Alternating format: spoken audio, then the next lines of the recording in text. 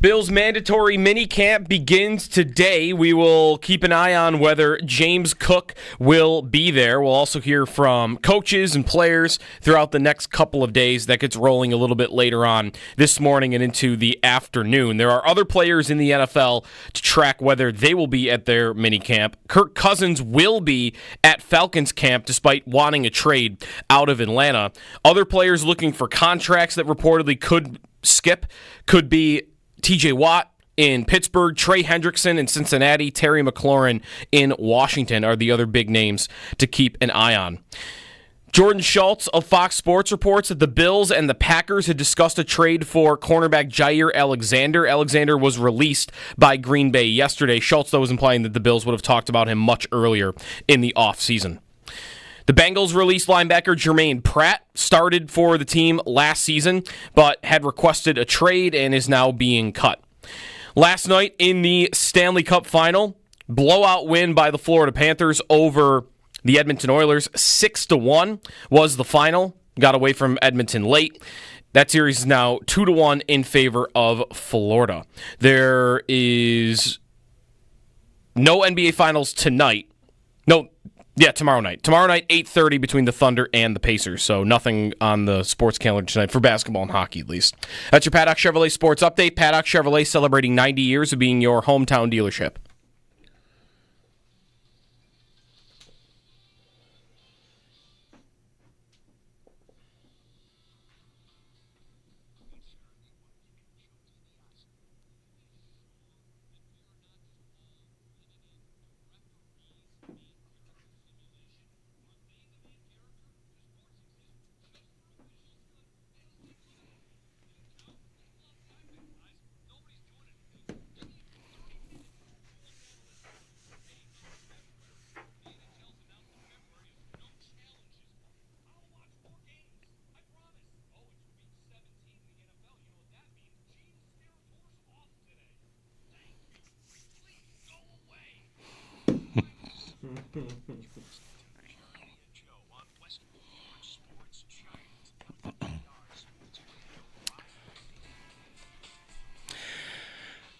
I agree with all that. Still. So anything last night that you had to deal with on that front? Not too much. I don't think so. You ever listen to your own take and you're like, you know what, I'm not sure I feel the same way as I did back then. But that one? Definitely, when I said that I had more fun with the drought. Right. I have more fun reminiscing about the drought. True. Got in the moment. We were talking about the Cowboys or something, the Cowboys game. I don't know. But that one you think holds up? Yeah, 100%. 100%. Life without rules analysts. It's it's good. Football season, you get a lot less. Granted, it still happens. And I got a rules analyst. What was it on my vacation recently? It might have been the lacrosse final.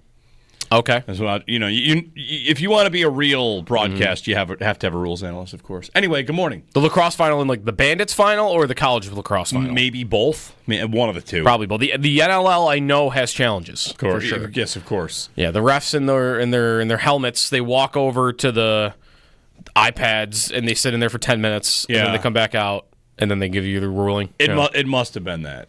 So anyway, good morning, Jeremy and Joe. Happy Tuesday. Happy Bills mandatory minicamp. The Panthers rout the Oilers last night. Whew. It was, what I woke up thinking about for that series and that game? You're a Leafs fan. You wake up today. You should say, maybe they're not that bad. Who? The Leafs. The Leafs. Okay, the Leafs. Yeah. They gave Florida everything they could handle. And Florida is running through everybody else pretty much. We'll see if they... Edmonton is competitive here for the rest of the series. But last night was one of those games the Leafs lost 6-1. Yeah. They had multiple losses to this Florida team like this. They took them 7 games. It's a little bit like when the Eagles beat the Chiefs in the Super Bowl. My reaction was to look at the Bills differently. Yeah. Whoa, wait a minute. Maybe we had this wrong on some level. And last night, if you're a Leafs fan, I'm so mad. These Leafs are so terrible. They choke in the big moment. Actually, Florida dominates everybody pretty much. Yeah. The Leafs had a 2-0 lead in Game 3. And a breakaway? With a 2-0 series lead. Yeah. Right, don't even go to the breakaway. Okay, They had the breakaway later. That's another part of it. But just go to end of the first period, or middle of the first period in Game 3. They're up 2-0 in the series, and they're up 2-0 in Game 3. What would their odds have been to win the series that moment? Like 85%, probably. Really good. Right. But that's where the Leaf fan gets more mad at their own team, because how could you possibly lose that? Oh, we're the Toronto Maple Leafs, and we choke that away. Yeah. That's where they get on that. But your point is right. That like Toronto... Awesome. Are they as good as the Oilers? They're not as good as the Oilers in the playoffs. I mean, there are legitimate stats to show they are not the same team. That's right. In the postseason. Their big guns do not produce in the playoffs, and Edmonton's do. Right. But sure, we'll see. This series I still bet is going to go 6 or 7.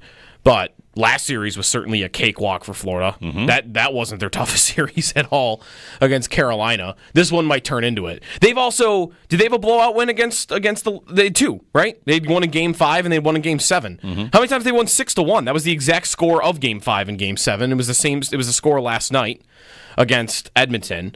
I mean, you've got some blowout wins that they're throwing in to every single series. Yep.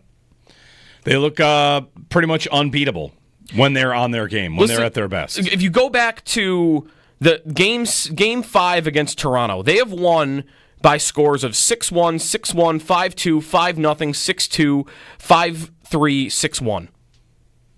Like, there they are again yesterday. What are they showing on ESPN? Like, they are showing the goals, but they're also showing, the brawl, the line brawl in the third period where, Gadjevich is fighting Darnell Nurse and they're attacking Sam Bennett, and now they're all they're showing like the scrums and the toughness and the physicality. Look at all the goals.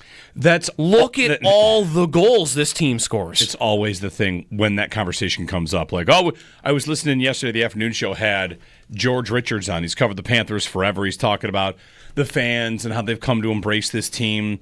And yeah, right. They score all the time. Yeah. And once they get up on you, they get really mean about it. I mean, they're mean when they're not leading by 5-2, but it maybe hits an extra gear. It hits an extra gear. That brawl happens last night. You just picture every Florida fan feeling like $1 million because you're dominating on the scoreboard, and you're truculent, right? You're pugnacious. They're in football. We always talk like copycats and who's going to copycat that team.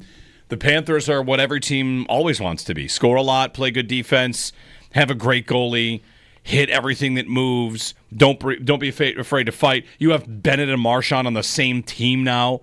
Yeah, Florida has assembled the Avengers of what hockey fans want their team to be. What's not to like? And McDavid is Thanos. A little bit. It works kind of perfectly. It really does. They have scored at least 3 goals in 8 of their last 9 playoff games. When everything's supposed to get tighter, right, and everything's supposed to get more defensive, they've scored. In most of these games, they're scoring 5 or 6 in them. So they're super impressive. They're just totally impressive. I don't know how else to really frame it. Like they built a perfect team. They were smart about it. I don't really think it's going to unravel. They might lose Sam Bennett and Aaron Ekblad in the offseason, but I don't know. Maybe not. Those two are best friends, apparently. Listening to George Richards yesterday also. Okay. And he said they might stay for less because they just love it so much. Everybody loves Florida. They might not leave. Where's Aaron Ekblad from? He's from Western I know where Canada. Bennett's from.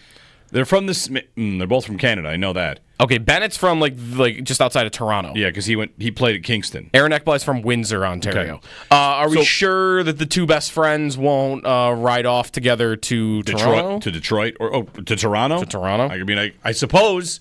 Are the Leafs going to go overpay both of them and get 2 Panthers to come try and change their culture? Or are the 2 Panthers going to stay in Florida and win the next 5 cups and dominate the Leafs and break everyone's hearts? Maybe.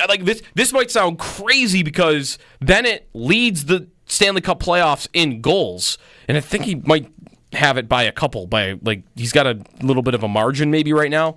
I think they'd still be almost just as good without those two. Especially Ekblad. Ekblad isn't the same player.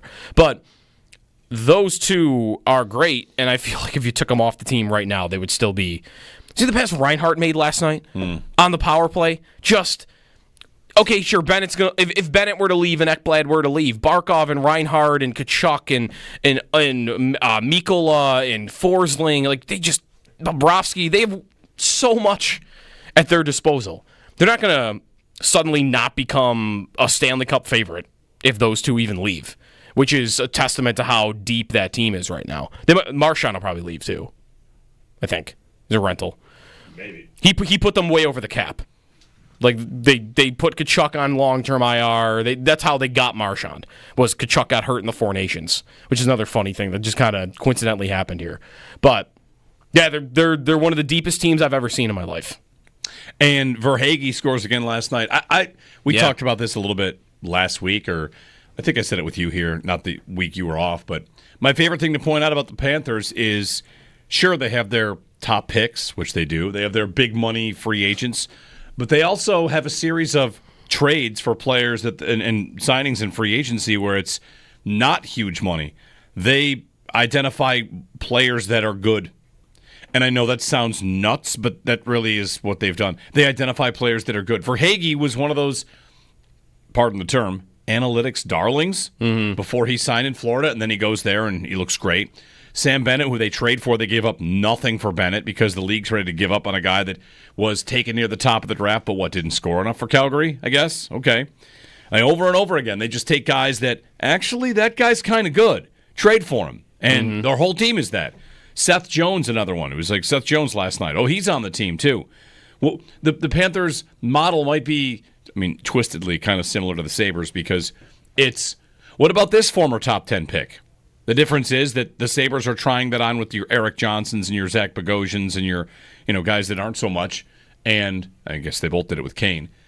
But Florida just identifies good players, and I know that what doofus? What is a hockey? What is a GM supposed to do? It's like, well, not all especially in the NHL, not all the GMs are too good at that, and Florida is exceedingly good at just identifying the good players and stockpiling them. Yeah, good for them. Hey, the GM, how many would there be like this? How many GMs in the NHL are not former players? Because one of them is in Florida. Yeah, Bill Zito. Bill Zito was an agent. He was an agent, yep. He replaced Dale Talon. Which, I don't know that's become much of a foothold in hockey other than Zito, although I think the Montreal GM, whose name is escaping me right now. It's there in football for sure. Football, it's there. In basketball, it is everywhere. Yeah, former agents becoming GMs. The Lakers GM, the Knicks GM. Like basketball, it is definitely bred into that. That they're starting to hire less from scouting backgrounds, less from, assistant GM backgrounds. Oh, I guess that might be the path for these guys, but they're hiring agents or former agents. The Warriors, longtime GM, when they were in a dynasty, Bob Myers was a former agent. So hockey, I think it's two. I'm looking at the list right now of the guys, and the only two there are more former Sabres that are current GMs. Well, there are five former Sabres that are GMs right now. Mike Greer, Danny Briere, Chris Drury, Jason Bottrell played for the Sabres too, right? Or four. Kevin Adams. No, he didn't play for the Sabres. No. 4. Just maybe that's a background that people should start hiring more for. It's not. I'm sure it's not the reason why Zito is amazing at this, but he's the type of guy that I'm not sure if he would have been hired 15 years ago by different teams. I did get mad at the Panthers for 1 minute last night. Was it while they were trying to punch Ekholm in the back of the head? Okay, that too. There's also that really delicate balance. So last night they hit McDavid a bunch of times, right? He got stuck a couple times, and he left the game for yeah. And good clean hits, that's fine. That's going to be part of the game. However, once they start getting into the fights and the nasty stuff, all I could think was, if I'm the commissioner of this sport, and at any time in the world Connor McDavid is at any risk of being punched in the head and removed from the series, everybody on the ice is banned for life. And I'm being obviously hyperbolic, but you've got this this relationship, of course, the hockey does, with violence and hitting, and it is important to have it. I don't dispute that, but there's a line to cross. And imagine for a moment that McDavid got hurt, like the sport would have to change forever. I'm sorry, we can't be a real sport if that can happen. where he could be taken out by a punch or an elbow or right. a If it was something shot. dirty. Sure. Yeah. He gets hit. That's unfortunate. That's going to happen. We're going to be a league of hitting. And again, he got lit up a couple times last night. So the game was very different. Yeah. I mean, is there some sports analyst out there, some hot take show that's going to say that McJesus doesn't travel? His game doesn't travel because the Panthers can match him up a little bit better? His over-under, I told you, was 1.5 points. Edmonton had 1 goal, and it was not the same. They bump him all the time. They're focused on him so much in the games in Edmonton, and now the games in Florida, his life is worse, for sure. No, I mean, wasn't there a moment with him, someone remind me, he got suspended during the season, McDavid did, because he retaliated, or he kind of lost it after, like, there was a clip of, like, the full game he was getting held and cross-checked and elbowed in the throat. And like Connor Garland in January. Yeah, that's what it was. Of the Canucks. And then he went after Garland and got suspended for it, and there was, like, a hot debate the next day about, like, well, yeah, like, what do you expect him? He's a star of the sport, and he's not being protected by the league. Right. And that's not just him. It's all the stars of the sport for all times that, like, they have to go through, more than they probably should. If you wanted the stars of the sport to shine more than they do in hockey, you wouldn't allow it so that teams can game plan, like Florida is in this series, to, hey, every time he starts getting going, even when he doesn't have the puck, we're going to get in his way. We're going to bump him. We're going to throw him a little, check here.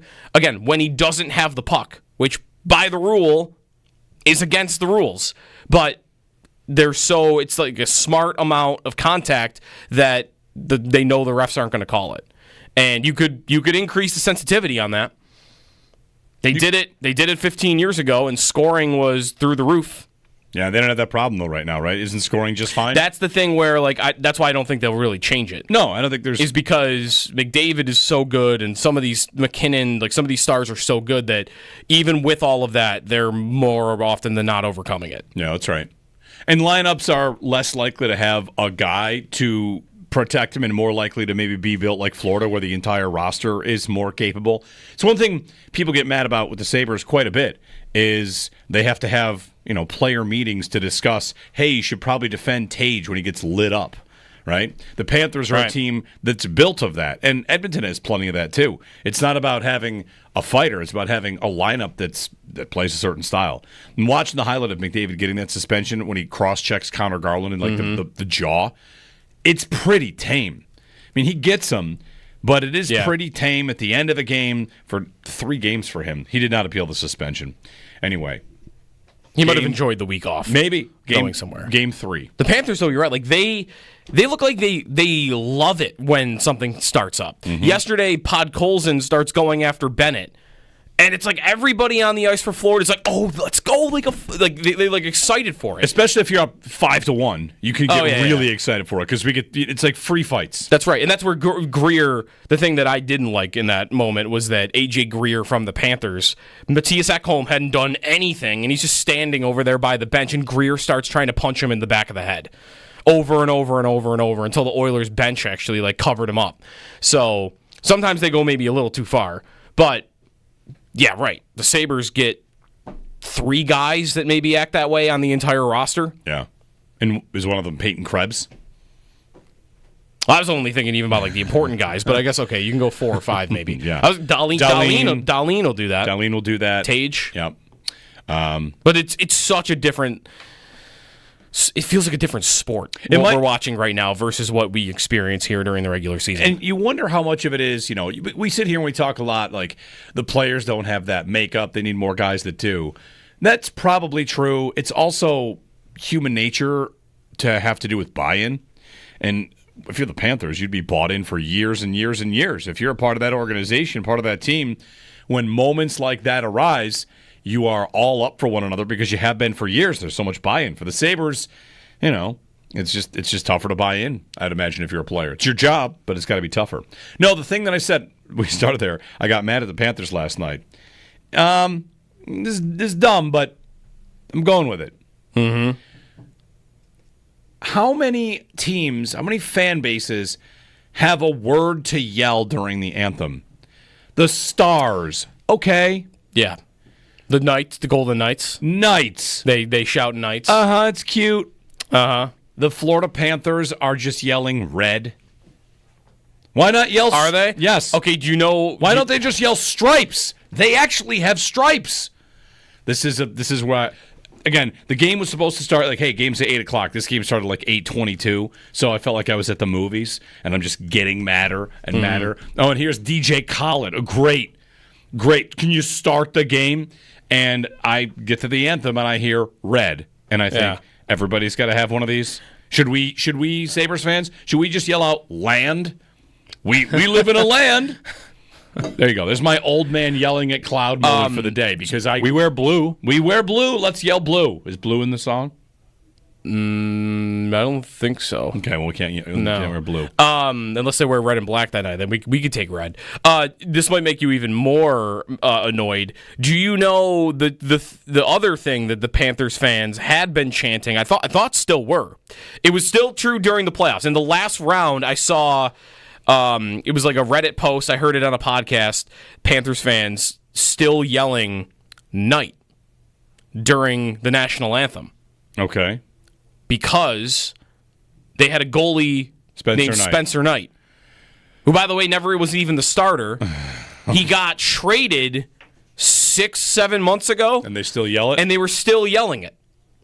Like, guys, he's not on the team anymore. No. And there were a lot of jokes being made about, like, well, Panther fans don't even know that he's not on the team anymore because they, whatever. But maybe they don't deserve that joke. I was going to say, we can't, we can no longer throw stones. No, we can't. We really can't. But, yeah, they were chanting Knight because of their backup goalie who's no longer on the team. Interesting. Well. Yeah, it's kind of lame. Congratulations to the Panthers on a win. Does Canada do any of this? They don't chant. They sing it. There's no opportunity to chant. Winnipeg yells True North, which is the best one of all of them. The True North, Strong and Free, they yell True North. Okay. That's the best. We get to yell a word in the anthem, followed by Stars. Stars is right there. Anyway, there you go. Do they just get to claim True North? Or wait, that's the name of the company that bought them? The ownership group Gotcha, and everything. okay. Yeah, just True North, and it's Winnipeg. Sense. Yeah, I mean, they've got a lot going for them. Gotcha. So Florida takes a 2-1 series lead. There is some Sabres chatter about Bo Byram. I saw a podcast. We've got the clip. We'll play it for you a little bit later about a team that could be after him, that could be Vancouver. I mean, the teams the Sabres have been linked to for the last 4 months, it's been pretty solid. Vancouver and the Rangers, and you have another one here? Feels like those are definitely the top two. Those are the two, Vancouver and the Rangers. Is there another one?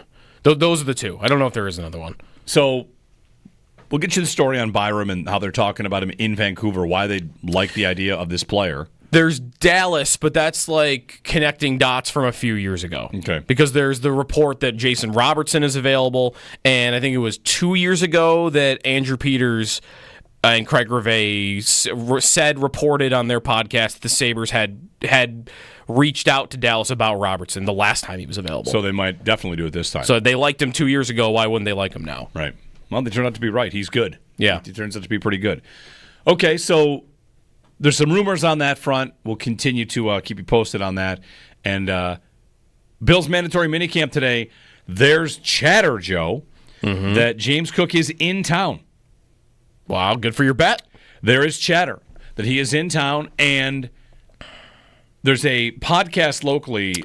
Which one is it? Let me find. I'm sorry. The chat had it mentioned. I'll make sure I give the right credit because they've had a couple things right before. The Charging Buffalo podcast.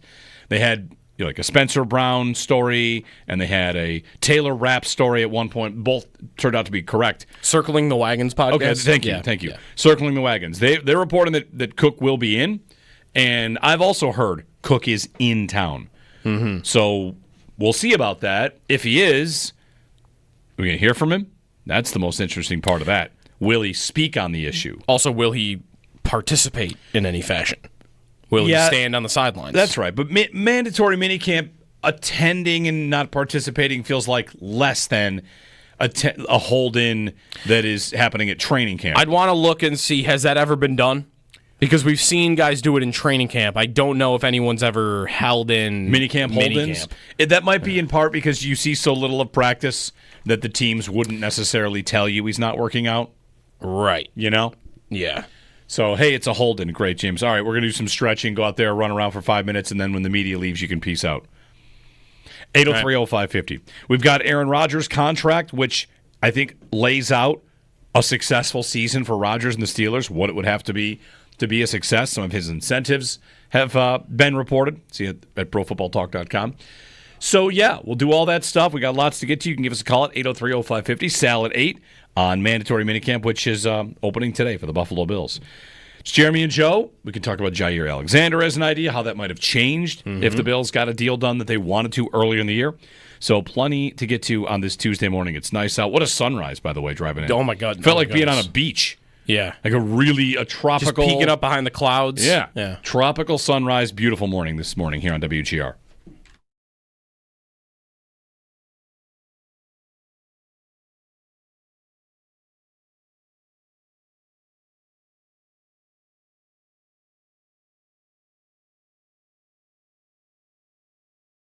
Reporting from Adam Schefter.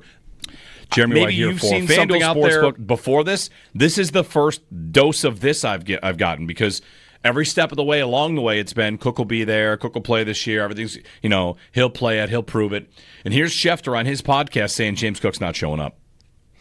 Yeah. He said that the two sides are very far apart, which that's not a surprise, but that James Cook is just he's not going to show up. So prepare yourself, I suppose. Now, I did learn about something, and I'll have to run this by everybody, and run this by you. But there's a former agent who pointed out that if you miss training camp, it changes the way your contract tolls, which even if you play games. And I'll get it for you here, because it's why Jonathan Taylor, even when he was holding out, went to training camp. The hold in. Yeah, which has happened a lot. Jamar Chase did that last year, right? Jamar Chase did that through all of training camp, didn't he? Yep. For the Bengals? Or most of it. His name is Joel Corey, who tweeted this yesterday. I saw Greg Thompson of Cover One linking this and pointing to this, that under one article of the CBA, a player under contract doesn't get an accrued season with a failure to report to training camp on time.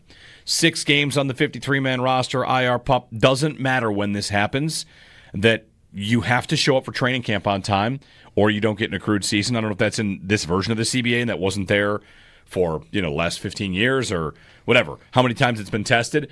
But Jonathan Taylor did go to camp and hold in. And that's why hold-ins happen. Hey, I'm here. Oh, my hamstring hurts. Right? Wasn't that the case with Taylor? He claimed to have a foot injury. Yeah, you just go and you say you have a nagging foot injury and then you don't practice. Yeah. But Schefter's comment is that they're far away, that he's been disconnected from the team and the city.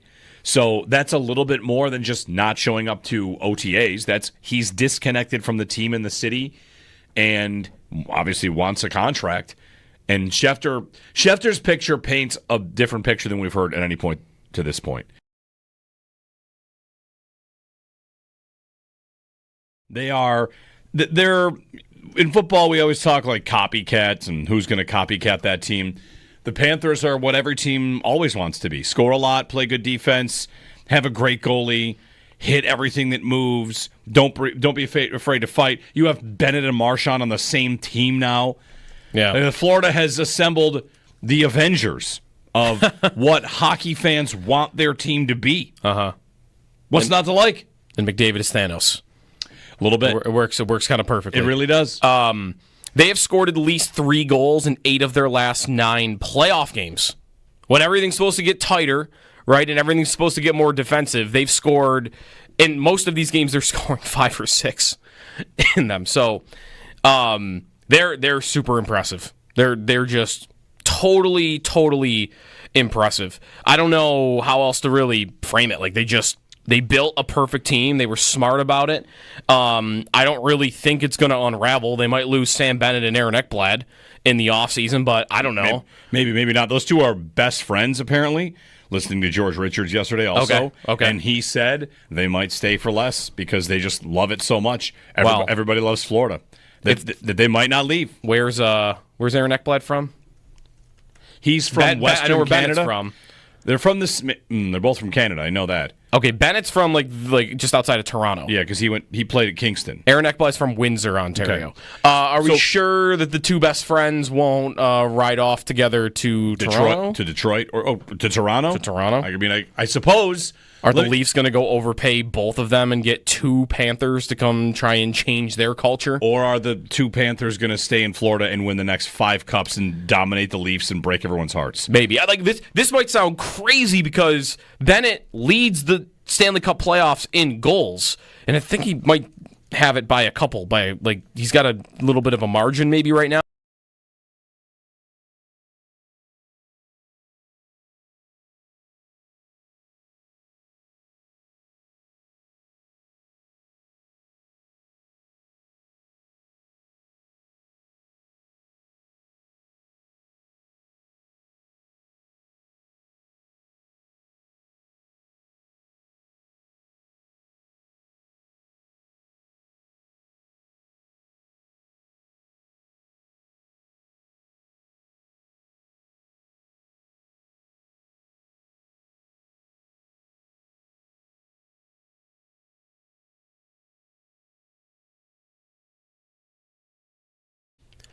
The Florida Panthers take a 2-1 series lead over the Oilers with a 6-1 blowout win last night at home. So Game 4 will now be on Thursday night. You've got Game 3 tomorrow between the Thunder and the Pacers. No game tonight in the NBA. Mandatory minicamp today for the Buffalo Bills. Rumors that James Cook could be in town. See if he participates and speaks with the media. But Bills' mandatory minicamp starts today. Goes the next couple of days. We'll hear from players and coaches as well. Around the league, keeping an eye on Terry McLaurin in Washington, TJ Watt in Pittsburgh, Trey Hendrickson in Cincinnati. Those are a couple of other big names that could hold out from their teams during minicamp. Nick Chubb officially goes to the Houston Texans. It is a 1-year contract for Chubb. The Packers released Gier Alexander, and Jordan Schultz of Fox reports that the Bills and Packers had discussed a trade for Alexander earlier in the offseason. Those are your Paddock Chevrolet sports headlines. Paddock Chevrolet celebrating 90 years of being your hometown dealership.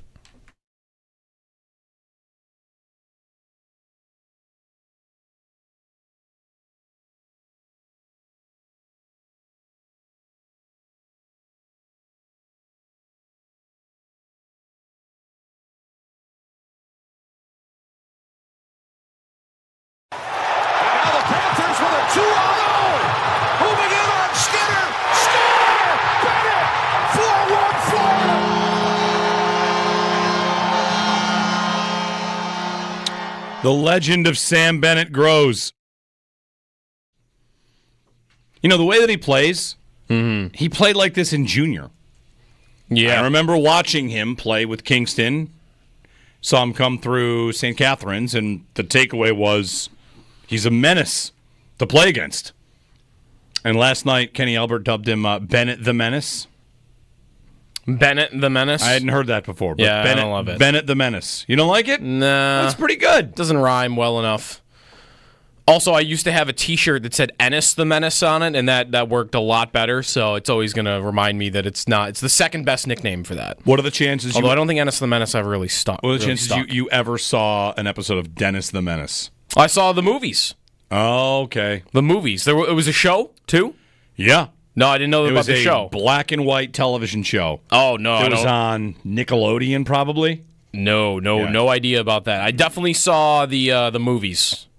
There were 3 of them, I think. I can't tell you anything I remember about the actual show, Dennis the Menace, other than it being black and white and Mr. Wilbur, what's his name? What's the other guy's name? I don't know if it would translate to the movie, so I don't know. I bet it would. Mr. Wilson. Mr. Wilson. Mr. Wilson, yeah. Not Mr. Wilbur. It's before 7 a.m. Cut me some slack.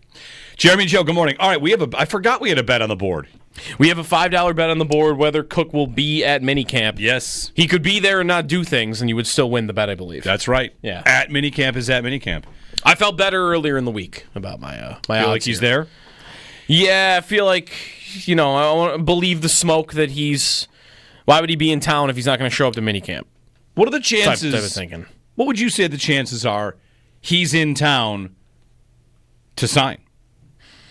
What if he just shocks everybody and signs? and the Bills' offer is out there, because my favorite question on this right now about Cook and the Bills is Adam Schefter reported they're far apart. What's far apart? What are they offering? Right. Cook says he wants 15 on Twitter, and maybe in negotiations he wants 12. What are the Bills offering? What's far apart? Is it 10 versus 15? Yeah. And he just walks in and says, by the way, I'm good on 10. Let's sign that deal right now. And he's done. Yeah, Could happen. I don't know. I'm still very hesitant to believe that the Bills are going to do any contract with him. Anything. And the way he's operated, it sounds like he's pretty dug in on he put out what he wants and what he thinks he's worth, and his brother's very vocal about that too. Not that that should matter totally, but I don't know. Like, it just, I guess I'd be surprised. I would be surprised if he signed this week and that they were that close on an agreement. I still think I would be surprised if a contract got done between these two sides before the start of the year. There's too many questions. There's questions about how willing Cook would be to even come down to 12 or 13 if, it was only a couple of million difference. And I have big questions about whether Bean would want to sign him at all to a long-term deal. You could be playing the game of, like, this might be what I would do, honestly, because I wouldn't want to pay him on a long-term extension, that I would almost pretend that I'm talking to him about a contract. Make him an offer I know he's not going to take. Because then you can't say, "Oh, I didn't try to sign you." I can't say, "Well, I had no interest." And because if I just hang up the phone every time you want to talk contract, that's how you get a guy to hold out. For real, I think. Mm-hmm. But if I'm like, "Yeah, I'll do it for 8," and just like, "Oh, I would only go up to 8," and then the conversation ends right there. And I'm knowing full well he's not going to sign that. And even if he says yes, you could say, "Actually, we've reconsidered. We've seen this before where teams will pull an offer. Hey, this offer's good until Thursday, and then we're pulling it off the table." All this kind of stuff. Like, yeah, you're trying to negotiate with somebody. The Sleeper fantasy app has that function now. It's called an exploding trade offer. Okay. Where it's like you only have 24 hours or 12 hours or 6 hours. You can set the time limit until it goes away. I like that. It'll do it automatically. I like that, because otherwise that trade offer just kind of sits there in somebody's inbox, and you might have forgotten you sent it. Right. That's right. And all of a sudden they take it. Yeah. I like that idea. Yeah, that function's available now. Well, with Cook, we'll see if he's there today. The thing I want most out of this, if he is in town, is to hear what he has to say.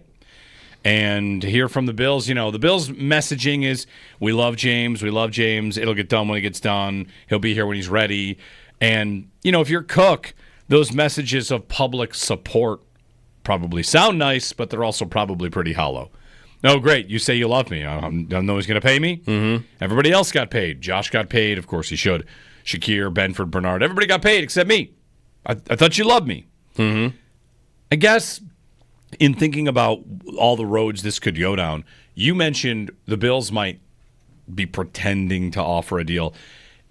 Again, like, we'll talk to Joe Marino about this tomorrow, but he planted this bug in my ear, and maybe it is what's happening. What if Cook, in fact, does want to go somewhere else and thinks, I'll play for the Bills, but it's going to have to be like 15. The number wouldn't be 15 for everybody. It wouldn't be 15 if the Cowboys come calling. Maybe for the Cowboys it's 11 because he wants to go to Dallas, or maybe he wants to go play for, I don't know. He's from Miami. Sure. The Dolphins. And he played college football in Georgia, so I'm just throwing out some teams that are down. Yeah. He's not going to the Falcons. That's really all I mean. If you are, it's just like free agency. When we talk about these NFL or NHL players, you have to pay for them to not hit free agency. So the money you pay is, hey, I know you're an RFA, Bo Byram, but here's $10 million a year because we're going to pay to have your rights, and you don't ever get to hit free agency. For Cook, the one way to operate would that be, sure, I mean, I'll play there, but for you it's 15.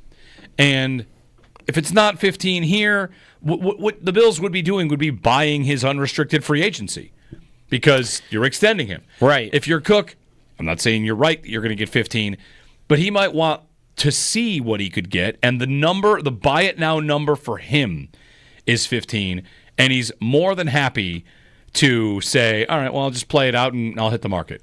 Because we kind of paint this as he must be upset. And, if he shows up to mandatory minicamp today, do we have to put that aside? I guess we have to wait to see if he works out at training camp and everything. Right. But it's very possible that he's not upset that they haven't met that number, because that number is simply being used as a convince me not to hit the market number. Right, and if it was his prerogative to go, if he's got a couple of teams in mind and maybe he would prefer to go to a different offense or a different team or whatever, for whatever reason, if that were true, then what reason to hold out would he have? Right, well, so far he's not holding out. Because if he really doesn't want a contract from the Bills that bad, if that were true, then what's the point of not showing up for things? Well, so far he's only not shown up for voluntary stuff. That's what I mean, which is why if he's in town, that would point more towards he just practices and he's there today and he's there through training camp. If he is okay with, I'll play my final year out with the Bills and then I'm going to go cash in somewhere else, or I'm just going to look for something different, then holdout doesn't make any sense for him. What should I do with my $5, guys? Josh, Owen? When he shows up at mandatory minicamp today, I win my $5 from Joe. Do we figure out the parameters of this again? Like in the building, but not on the field? Does he have to put a helmet on at some point? If he's at minicamp. So what Diggs did 2 years ago would qualify? Yes, he was at minicamp. He went to McDermott's office for 30 minutes and then he left. Bring an attorney in to read the words on the board. James Cook will be at minicamp, yes or no? I feel like at minicamp is but in Orchard Park. Sure. No, that's in the stadium. I could drive around Orchard Park. Park later today. Am I at minicamp? In the stadium in Orchard Park. No, you got to be at least in the building. He's got to pull through the gate. If he goes through the gated entrance, okay, he's at minicamp. If he's doing his media stuff, he'll put a helmet on. So if he stands outside the gate and outside the building with this and holds up a sign that says I want 15, he's not at minicamp. Then he's not at minicamp. If he gets clearance, but once he crosses that line, through the gate, then he's at minicamp. Then he's protesting at minicamp. Yeah, right. But if he's protesting out in front of minicamp, that's not at minicamp. I'll give you that. Fine. He's got to go through the gate. He's got to go through. Okay. All right. What if he just comes to collect his stuff and then get out? He's at minicamp. He's stopping by. Stopping by minicamp is not really being at minicamp, isn't it? Where were you when you stopped by minicamp? I mean, if I've been to the Las Vegas airport, it doesn't mean I've been to Las Vegas. No, but were you at the airport? I was at yes. But I would never say I was at Las Vegas. I've been to Las Vegas. But the bet is, were you at the airport? What happens if we just get like a drive-by media? Like this would be the greatest thing of all times. Like, here's James Cook just simply driving by. Our Channel 4 photog caught this, and that appears to be James Cook driving down Abbott Road. Yeah. He waved. Well, he's not at minicamp. That's what they would say. Maybe he just wanted to see the new stadium. The progress being made across the street. That'd be a good look. Yeah. 803-0550. Give us a ring if you want. Having some fun with the James Cook situation. If he does report, now what? If he reports? Yeah. Now what? All right. Well, that was a good month. Let's get on to the Sabres offseason, I guess. Yeah. 803-0550, our phone number. The incentives on Aaron Rodgers' contract to define what's a good season for the Steelers are interesting. And what your calls on Cook if you want to throw that our way as well. Jeremy and Joe on beautiful Tuesday here on WGR.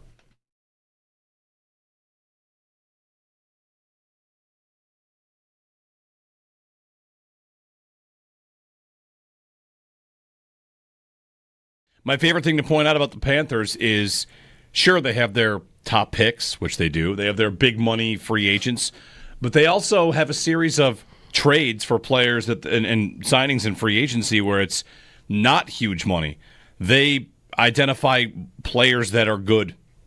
And I know that sounds nuts, but that really is what they've done. They identify players that are good. Verhaeghe was one of those, pardon the term, analytics darlings before he signed in Florida, and then he goes there and he looks great. Sam Bennett, who they trade for, they gave up nothing for Bennett because the league's ready to give up on a guy that was taken near the top of the draft, but didn't score enough for Calgary, I guess? Okay. Over and over again, they just take guys that, actually, that guy's kind of good. Trade for him. And their whole team is that. Seth Jones, another one. It was like Seth Jones last night. Oh, he's on the team, too. Well, the Panthers' model might be, twistedly kind of similar to the Sabres because it's, what about this former top 10 pick? The difference is that the Sabres are trying that on with your Eric Johnsons and your Zach Bogosians and your guys that aren't so much, and I guess they both did it with Kane. But Florida just identifies good players, and I know that Well, yeah, what doofus? What is a hockey? What is a GM supposed to do? It's like, well, not all the, especially in the NHL, not all the GMs are too good at that. And Florida is exceedingly good at just identifying the good players and stockpiling them. Yeah. Good for them.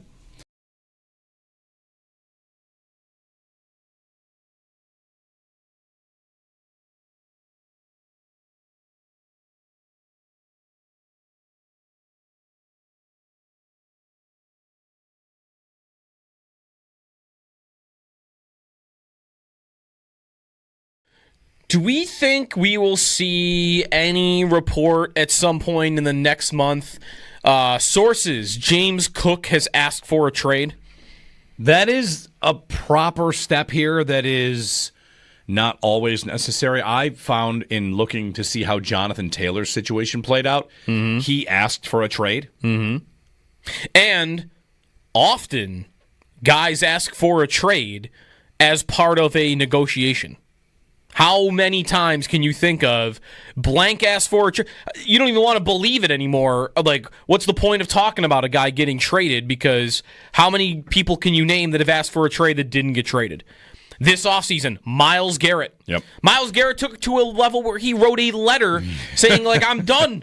He did. And then 2 weeks later, he signed. Both Debo and Ayuk in San Francisco asked for trades. Yes, that's right. Trey Hendrickson asked for a trade a year and a half ago. Yep. I mean, he might. T. Higgins. He might get Delby. Still hasn't. T. Higgins asked for a trade. T. Higgins. You mentioned the Jonathan Taylor one. So yep. It's like 90%, 80% of these ask for a trades don't end up in resulting in trades. So I'm almost wondering that about Cook. Like, Cook might still want the deal from the Bills to stay in Buffalo, and one maneuver you could take if, like, you can't get them back to the bargaining table, and you're $5 million apart, and you're trying to get it to like 13 or 14 million, and just neither side will really budge. Like, what do? You could do that.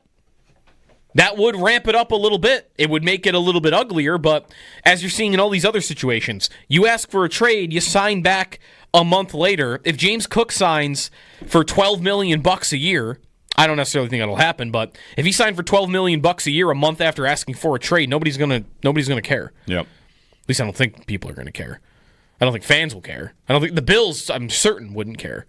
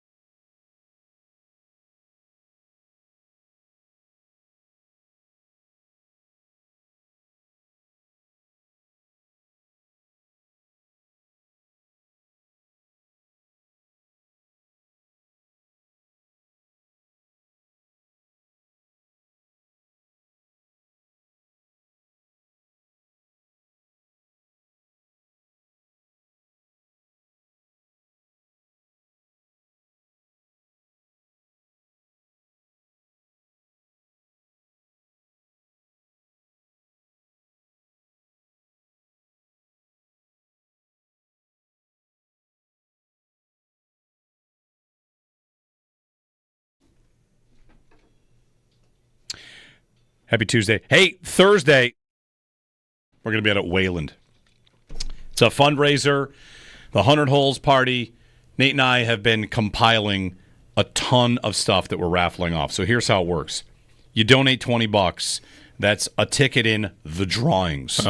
We will be drawing a Josh Allen signed helmet, a Cole Beasley signed helmet, a Von Miller signed helmet, a Tage Thompson signed jersey, a J.J. Peterka signed stick. One of the prizes is 3 pairs of FootJoys of your choice. You look at the entire catalog, pick any 3 pairs, you get those. Foursomes at all the courses in the area that you can't get onto without being a member. PXG fitting and driver. Wayland is throwing in a bunch of prizes. I've got an Encore prize package. Tons and tons of stuff. One of the things we're drawn for is you play around a golf with me and Bulldog. Nice. I texted him. I was like, by the way, I'm putting you and me up as a prize. Volunteering. That'll be number 1, what people want. So how do you donate? You go to my pinned tweet on Twitter, and right there, there's a link. You can donate $20, be in the drawing, and we'll draw on Thursday. We'll also be at Wayland on Thursday for the 100 Holes pre-party. It benefits the Live Like Luca Foundation and the Courage of Carly with Roswell Park. So you can donate and be a part of it if you can. You can just Venmo directly. My Venmo is Jeremy-White-3. Just make a donation. You go in the list. I've done this before. I did it before for a fundraiser a couple years ago. We also gave away a Josh helmet. The Bills have been very kind to donate some things. The Sabres donated some things for this cause that we raised money for in a couple weeks at the 100 Holes. And rather than, I figured Joe was a better idea than instead of walking around 36 miles on that Thursday and texting, hey, please send $30 right now. It'd be really helpful. I might get a birdie and then not get a birdie. This time it's more about you can win stuff. So donate $20 if you can. Go to my pinned tweet or again, Jeremy White 3 on Venmo to make your $20 raffle purchase. And then I'll contact you if you win. It's as easy as that. Louis in Hamilton. Hey, Louis, what's up? Hey, guys, thank you for taking my call. How are you doing? Good, thanks for calling. Good. Yeah, so look, I think this is like any other sports business negotiation. I honestly believe that James Cook will play out this year. I also believe that 2 things are going to happen. One is during the season they're going to negotiate and come to an agreement. If not, look, the Bills still have tools to their advantage. They got the franchise tags, and I think they're going to use that as negotiating to buy themselves some time with James Cook. Hey, look, guys, the long story short is this. If he plays well, and maybe it's just the Bills want to see it a 3rd year in a row. I don't know, but I think that's what it's going to come to. They want to see, okay, look, he's a young player. He's done it really good. Let's see him do it again. And if he does it again or does it by the midpoint or 3/4 of the season, they're going to work on a deal. It may not be $15 million. My personal opinion is going to be between 12 and 13, and they're going to throw in some incentives, and it's going to get done. That's my personal opinion. All right, Lou. The one thing that they have at their disposal that I don't see really being on the table, though, that you mentioned, is the franchise tag next year. Not on the table. Any scenario where he would have a big year and they couldn't figure out a contract, I still just don't think. I don't know what it would be. What is there any hypothetical? I don't think there's any hypothetical where he signs a franchise tag. Or, where they would want to do the franchise tag on him. So no, just because of the cap. Right. So that's only one part of what you said, but that's the one part I don't think that's there. I think they have to decide, do we want to sign him now, or are we okay with this being his last year as a Buffalo Bill? And then doing something different at running back the year after. Even Ray Davis, by the way, is really good this year. You're still going to want to add something the next year. And are you comfortable with that being the case? I think they should be. I think when Josh Allen's your quarterback and you've got a lot of your weapons under contract, and we'll see about Joe Brady. I don't know if he would still be your coordinator, but I'm not afraid at all of an offseason where, we got Ray Davis and Ty Johnson and we need to add somebody somewhere. Like, I don't think it really will make that big a difference for them. I want you to give me the right number when we get back with this Twitter poll, because it's kind of like an over-under. Hypothetically, James Cook shows up and says, I've dropped my ask to blank. Where you would take it. Where you think Bills fans would split on a vote here, right? Cook shows up and says, 11.5, I'll take it. And the Bills offer 3 years and $35 million. sign, you get to push the button. You want to do it? Like, what's the number for this Twitter poll? 11? 3 years, 33. 11? Sure. All right. 11. I was gonna say 12. 11's 11. Good. All right. We'll post the result. We'll post the poll. You can vote and get the results on the other side here on WGR.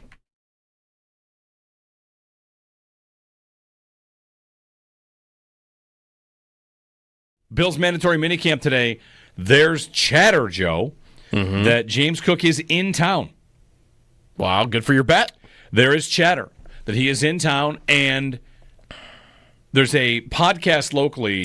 Which one is it? Let me find. I'm sorry. The chat had it mentioned. I'll make sure I give the right credit because they've had a couple things right before. Maybe the Charging Buffalo podcast. They had like a Spencer Brown story, and they had a Taylor Rapp story at one point. Both turned out to be correct. Circling the Wagons podcast. Okay, thank you. Yeah. Circling the Wagons. They're reporting that Cook will be in, and I've also heard Cook is in town. Mm-hmm. So we'll see about that. If he is, we're going to hear from him. That's the most interesting part of that. Will he speak on the issue? Also, will he participate in any fashion? Will he stand on the sidelines? That's right. But mandatory minicamp, attending and not participating feels like less than a hold-in that is happening at training camp. I'd want to look and see, has that ever been done? Because we've seen guys do it in training camp. I don't know if anyone's ever held in minicamp hold-ins. That might be in part because you see so little of practice that the teams wouldn't necessarily tell you he's not working out. Right. You know? Yeah. So, hey, it's a hold-in. Great, James. All right, we're going to do some stretching, go out there, run around for 5 minutes, and then when the media leaves, you can peace out.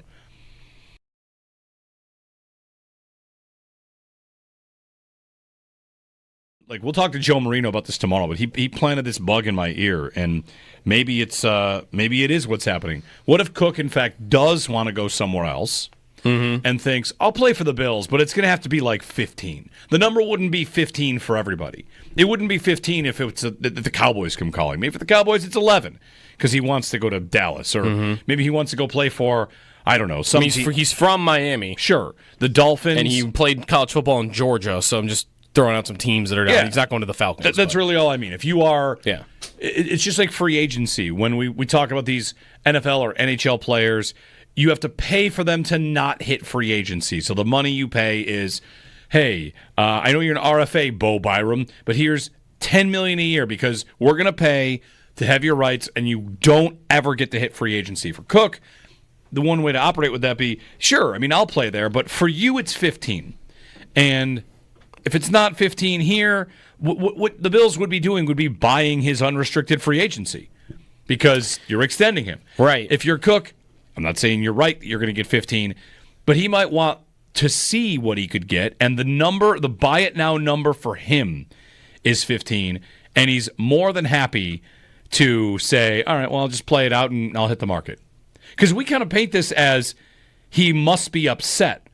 And, you know, if he shows up to mandatory minicamp today, do we have to put that aside? I guess we have to wait to see if he works out at training camp and everything. Right. But it's very possible that he's not upset that they haven't met that number because that number is simply being used as a convince me not to hit the market number. Right. And if it was his prerogative to go, you know, if he's got a couple of teams in mind and maybe he would prefer to go to a different offense or a different team or whatever, for whatever reason. If that were true, then what reason to hold out would he have? Right. Well, so far he's not holding out. Because if he really doesn't want a contract from the Bills that bad, if that were true, then what's the point of not showing up for things?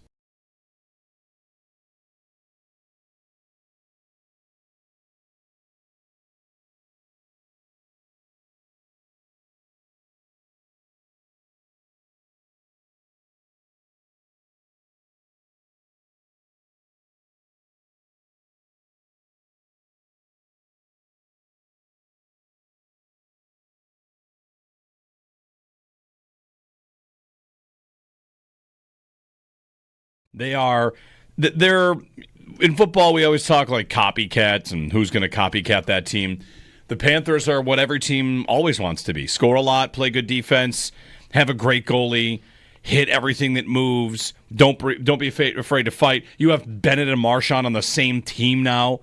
Yeah. Florida has assembled the Avengers of what hockey fans want their team to be. What's not to like? And McDavid is Thanos. A little bit. It works kind of perfectly. It really does. They have scored at least 3 goals in 8 of their last 9 playoff games. When everything's supposed to get tighter, right, and everything's supposed to get more defensive, they've scored, in most of these games, they're scoring 5 or 6 in them. So they're super impressive. They're just totally impressive. I don't know how else to really frame it. Like, they built a perfect team. They were smart about it. I don't really think it's going to unravel. They might lose Sam Bennett and Aaron Ekblad in the offseason, but I don't know. Maybe not. Those two are best friends, apparently. Listening to George Richards yesterday also. Okay. And he said they might stay for less because they just love it so much. Everybody loves Florida. They might not leave. Where's Aaron Ekblad from? He's from Western I know where Canada. Bennett's from. They're from they're both from Canada. I know that. Okay, Bennett's from like just outside of Toronto. Yeah, because he played at Kingston. Aaron Ekblad's from Windsor, Ontario. Okay. Are we sure that the two best friends won't ride off together to Toronto? To Detroit or to Toronto? To Toronto. I mean, I suppose. Are the Leafs going to go overpay both of them and get 2 Panthers to come try and change their culture? Or are the 2 Panthers going to stay in Florida and win the next 5 cups and dominate the Leafs and break everyone's hearts? Maybe. This might sound crazy because Bennett leads the Stanley Cup playoffs in goals, and I think he might have it by a couple. He's got a little bit of a margin maybe right now.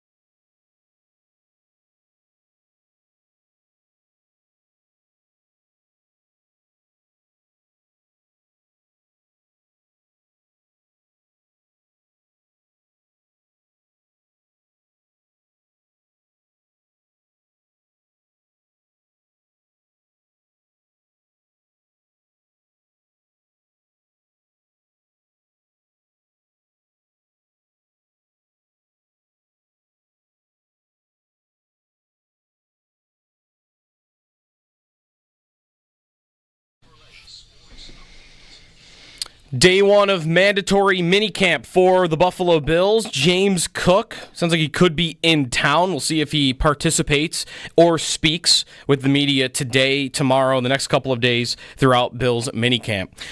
Other players around the league that we are keeping an eye on, TJ Watt in Pittsburgh. Also, Trey Hendrickson in Cincinnati and Terry McLaurin in Washington are also potentially going to hold out of their team's minicamps looking for new contracts. The Panthers take a 2-1 series lead last night with a 6-1 win over the Edmonton Oilers, dominating that game from beginning to end. They take the lead. Game 4 will be on Wednesday night. Thursday night. Coverage of the Stanley Cup Final and WGR presented by Fiegel Car & Joyce, your border attorneys, and brought to you in part by Window Nation, the perfect fit for your home and wallet. NBA playoffs keeps going tomorrow with the finals. The Thunder and the Pacers are both tied at 1 game apiece. Back to football, Nick Chubb is signing a 1-year contract with the Houston Texans. He passed his physical yesterday with the team. He'll join a backfield with Joe Mixon. And Gier Alexander released by the Green Bay Packers after a few years in Green Bay that had a lot of injuries. There was a report that the Bills and Packers had discussed a trade for Alexander earlier in the offseason. That's your Paddock Chevrolet Sports Update. Paddock Chevrolet celebrating 90 years of being your hometown dealership.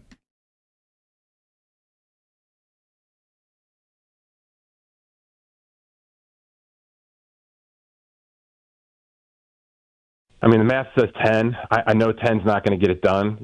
10 might be what the Bills are offering, right? Because they've been pretty good about coming with a number and kind of holding to that number. I think the positive for him right now is that Kyron Williams is in a very similar situation and a very similar resume. And both are looking for, I think, the right kind of contract over the next couple of months from their respective teams. So there may be a little bit of a back and forth with those negotiations if they can feed off each other a little bit.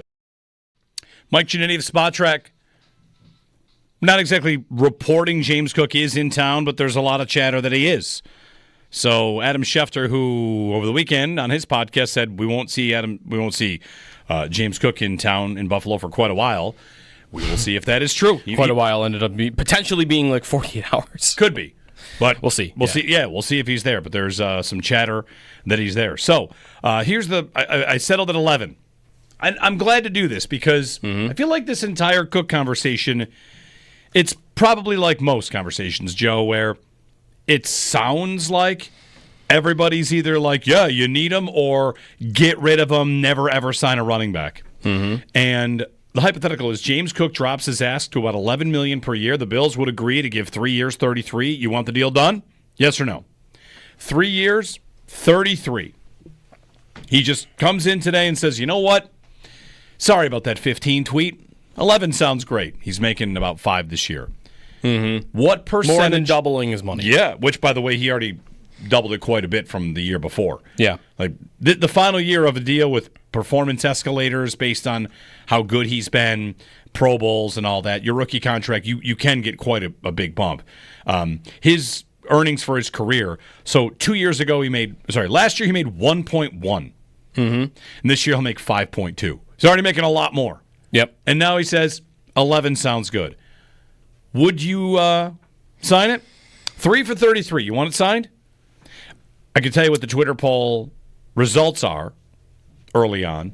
Of course, give our answers. My answer is sure, fine.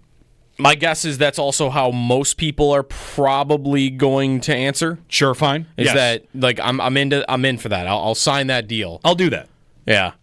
I would not sign that deal. But I don't know that there's many contracts that I would really sign him to. But even at 11 is a fair number for him. If you compare that to other running backs in the league and what they make, you're right in really Aaron Jones is in that territory. And Aaron Jones is a great comp, is he not? He's a pretty good comp. Yeah. It's lower than Kamara and Jacobs. It's a little bit higher than Mixon and James Conner and David Montgomery, and I think that's right. That's the sweet spot. That's about what I think he's probably worth. And I would not sign him to that contract. I would not sign him to a 3-year contract almost for any amount of money. But anything that's reasonable, and I think 11 is reasonable, I'm still a no on it. You just want to move on. I want a different guy. I want a different guy at a younger age. I don't want to invest in a running back that's got that much tread on the tires after four seasons. He does not have very much tread on the tires. But he has some. He doesn't have tread from college. I mean, you'd be hard pressed to find a guy that has less tread on the tires than Cook. But he's got more than anybody that's coming out of college. You might find somebody. Most guys coming out of college, unless Derrick Henry is coming out of college again, guy that's getting 400 carries a year. He'll be 700. He'll be 700, 800 touches into his NFL career probably by the end of the year. And you're right, like by comparison to like when Henry signed, this was true. When Barkley signed, this was true. Some of the elite guys, they have double what Cook does, but it's still a number. And he'll be 27 years old going into that next year. I'm not doing it because more so of the age, and because I'm afraid that they're going to go 2 years too many with a back where almost every time you sign a guy to that contract, you, at the end of it, the last 2-3 years of a contract like that, are going to be regretting it. The idea that Cook has this year and one more year and then you think he's toast? That's the thing. I don't know. I don't know when he'll be toast. I don't know when any of these guys will be toast. No, that's right. I mean, but the point for me is, and this always is where I land with Cook, which, again, mandatory minicamp opens today. If you offer me, I'll sign him for 3 years for 33, or spend another second-round pick on a running back. I want him signed. Are they going to replace him with a premium asset? Are they going to? Well, are they going to decide that, hey, question. You know what? We're going to spend these assets on running backs and then never get the benefit of re-signing them because we don't sign running backs. So I'll go ahead and spend that money so I can have 3 second-round picks dedicated to something else. So you would rather, what you're kind of saying is, if I'm not giving James Cook $11 million, I'd rather just go do that with another running back than spend a second-round pick on it. Yes, I would. Because the odds that they're going to go into a season without investing something in the position are they low? I mean, because for me, like, I just throw another 4th-round pick at it. Throw another 4th-round pick at it, pair that guy with Ray Davis, and you are good. You are set. Should I trust they're going to throw 4ths, though? But that's the thing. I don't know how much you want to trust them for that. Is it he's the highest investment they've ever made at running back, right? And that was trading down twice at the end of the 2nd round and then drafting James Cook. So, I could go look what the value charts would say about that, but he was probably more of like a 3rd-round investment for them sure. Because they got assets by moving down twice and picked him like with the 2nd-to-last pick of round 2 or whatever it ended up being. It was right at the bottom. Like, they didn't do what the Jets did.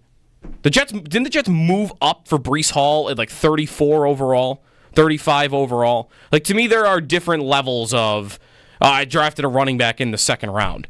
If you told me the Bills are going to move up in round 2 the next year and go hunting for some running back, then I would rather have James Cook at 11. But I guess I'm confident that they wouldn't do that. I'm confident that they would. That's not in their DNA of how they treat the position. That even in this one, were they backed into a corner where all their receivers that maybe could have liked in that 2nd round were gone, and they moved down twice and like, okay, well, we like this guy, let's pick him. That's always what it kind of read like. So, like, I don't even know that they weren't hunting him when they drafted him. They've been hunting the position, J.D. McKissick. But even that was a very specialty type of player at the position, right? Like a sub-back? A sub-back is what they called him. Which is kind of what they drafted Cook as, and then he became more of a feature guy that could do a lot more. Yeah, so I guess all I'm saying is I still have doubt that the Bills will chase the position like that. If they move on from Cook, I think it'll be an indication that we just don't value the position in that way. And for me, it would be a lot about when you don't sign running backs. And I would like to believe that they would know our line's really good, Josh Allen's really good, we don't have to go crazy replacing this guy. So the Twitter poll right now, what percentage of Bills fans would say, yes, I'll sign 3 years, 33 for Cook? I'm going to guess like 68% are saying yes. 78%. 78%? 78% would sign him to a 3-year deal for $33 million? Because part of what's baked into $33 million total, obviously. 33 total, sure. And again, like fake numbers, real numbers, whatever. Part of what's baked into this is how should we approach the Bills' offense?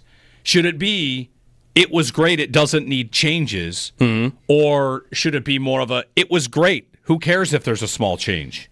Because when Bean came on to defend their approach this offseason, which a lot of people defended, made a lot of sense to most of us.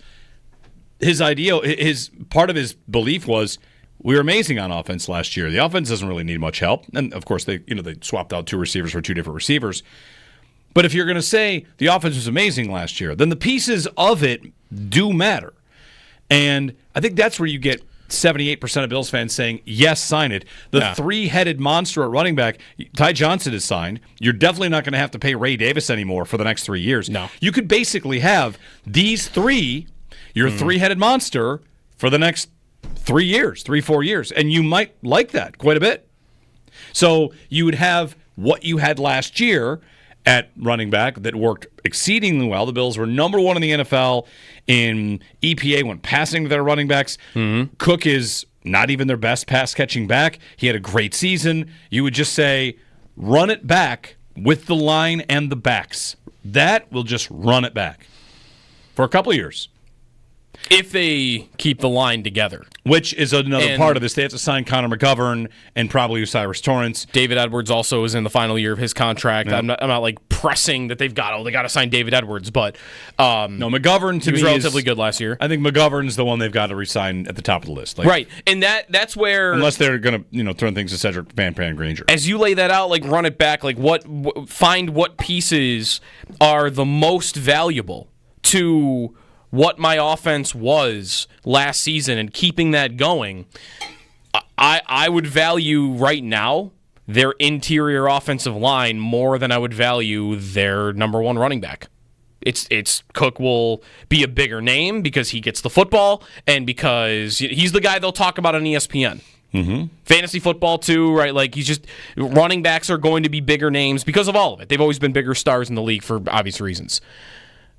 But what makes their offense go more? Those 3 positions in the middle, up front, or Cook? And for me, if I had to choose between one of those two, and it's a good question of whether you would have to choose. Could you sign all 4 of those guys? You can make some small... If you have to make a small change, I guess what I'm saying is I would rather make that small change with the running back that goes with Ray Davis and Ty Johnson. Rather than, well, let me try a different combination up front. Their line, to me, is... Their line up front, other than quarterback, is their best position group on the football team. And I wouldn't want to change that up. I wouldn't want to mess with that. I would want to keep that together as long as I can, especially McGovern and Torrance. Edwards maybe you could see as being a little bit more replaceable, but I would want to prioritize that before figuring out what I'm doing at running back. Even though you had some star players at the position last year that really showed, like, okay, Barkley, yeah, you were worth the money. Derrick Henry, you were worth the money that Baltimore gave you. Still think you see a ton of examples around the league of guys that put up really good numbers because their lines are great. And I would want to think that you could replace your backfield pretty easily, and if your line is still great, you're going to have a good run game. Well, what's the mission? Is it to have a good... This is the root of the offensive conversation to me. Is it to have a good offense weeks 1 through 17 or to have a good offense weeks 1 through 4 of the postseason? Because, like, Cook was... postseason. Right. Hey, I'll have the same offense. And then when I need... Like, Cook wasn't on the field on the final play. He was on the field on the final drive a couple times, and they took him off the field. Yeah, we'll see. We'll see if he's in town today. 803-0550, our number, 1-888-552-550 to join us. James Cook in mandatory minicamp. After that, let's say he shows up. Yeah. All right. Now what? What do we do next after that? Now what? See how Keon Coleman looks at I was going to say, minicamp? It starts to... Isn't the next thing to really dive into after we figure out what's going on with Cook? Because... Like, defensively, they made all their moves. We know who's suspended. We know who's injured in Bosa. Like, it's just waiting for a corner competition between Maxwell Hairston and Tre'Davious White. And maybe Gier Alexander. We'll see. I don't think so. No, you don't think so? No, I don't think so. It's about the offense. It's about 2 guys on offense. It's about Kincaid and it's about Coleman. 2 guys that were drafted high, were your first pick in each of the last 2 drafts before this past one.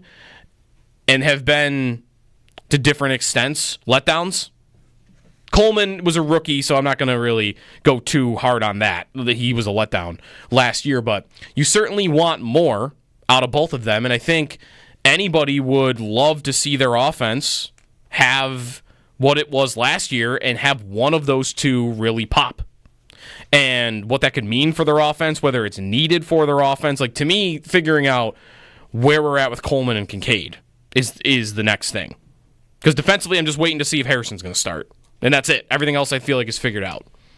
And if Bosa's healthy. Right. Right. Is that about it? Will we get some sign of that today? No, I don't think so. I think we won't get an up. They said probably training camp, right? Yeah, that's right. So wouldn't get much of an update probably in the next day or 2? No. Well, who knows? We'll see. But I don't think so. You mentioned Gier Alexander. There's a fun thought experiment if you want to get there. The Jordan Schultz, NFL reporter, said that the Bills and Packers had discussed a Gier Alexander trade. So let's when was this? When that might have happened matters. I don't think there's a spot for Gier Alexander right now. But it is kind of interesting to think about how different the entire offseason could have been had they signed him. And that doesn't mean their draft class is very different or their approach isn't different, but the order of what happened, let's say Alexander is their first move. They trade for Gier Alexander. Okay.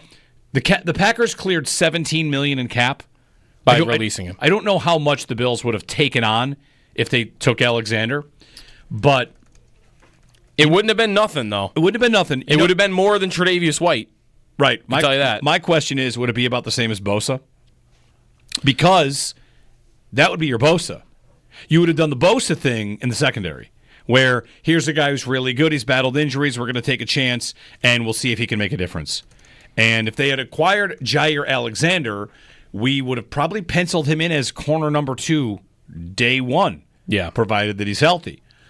Okay, now they've got that. Maybe they don't sign Bosa.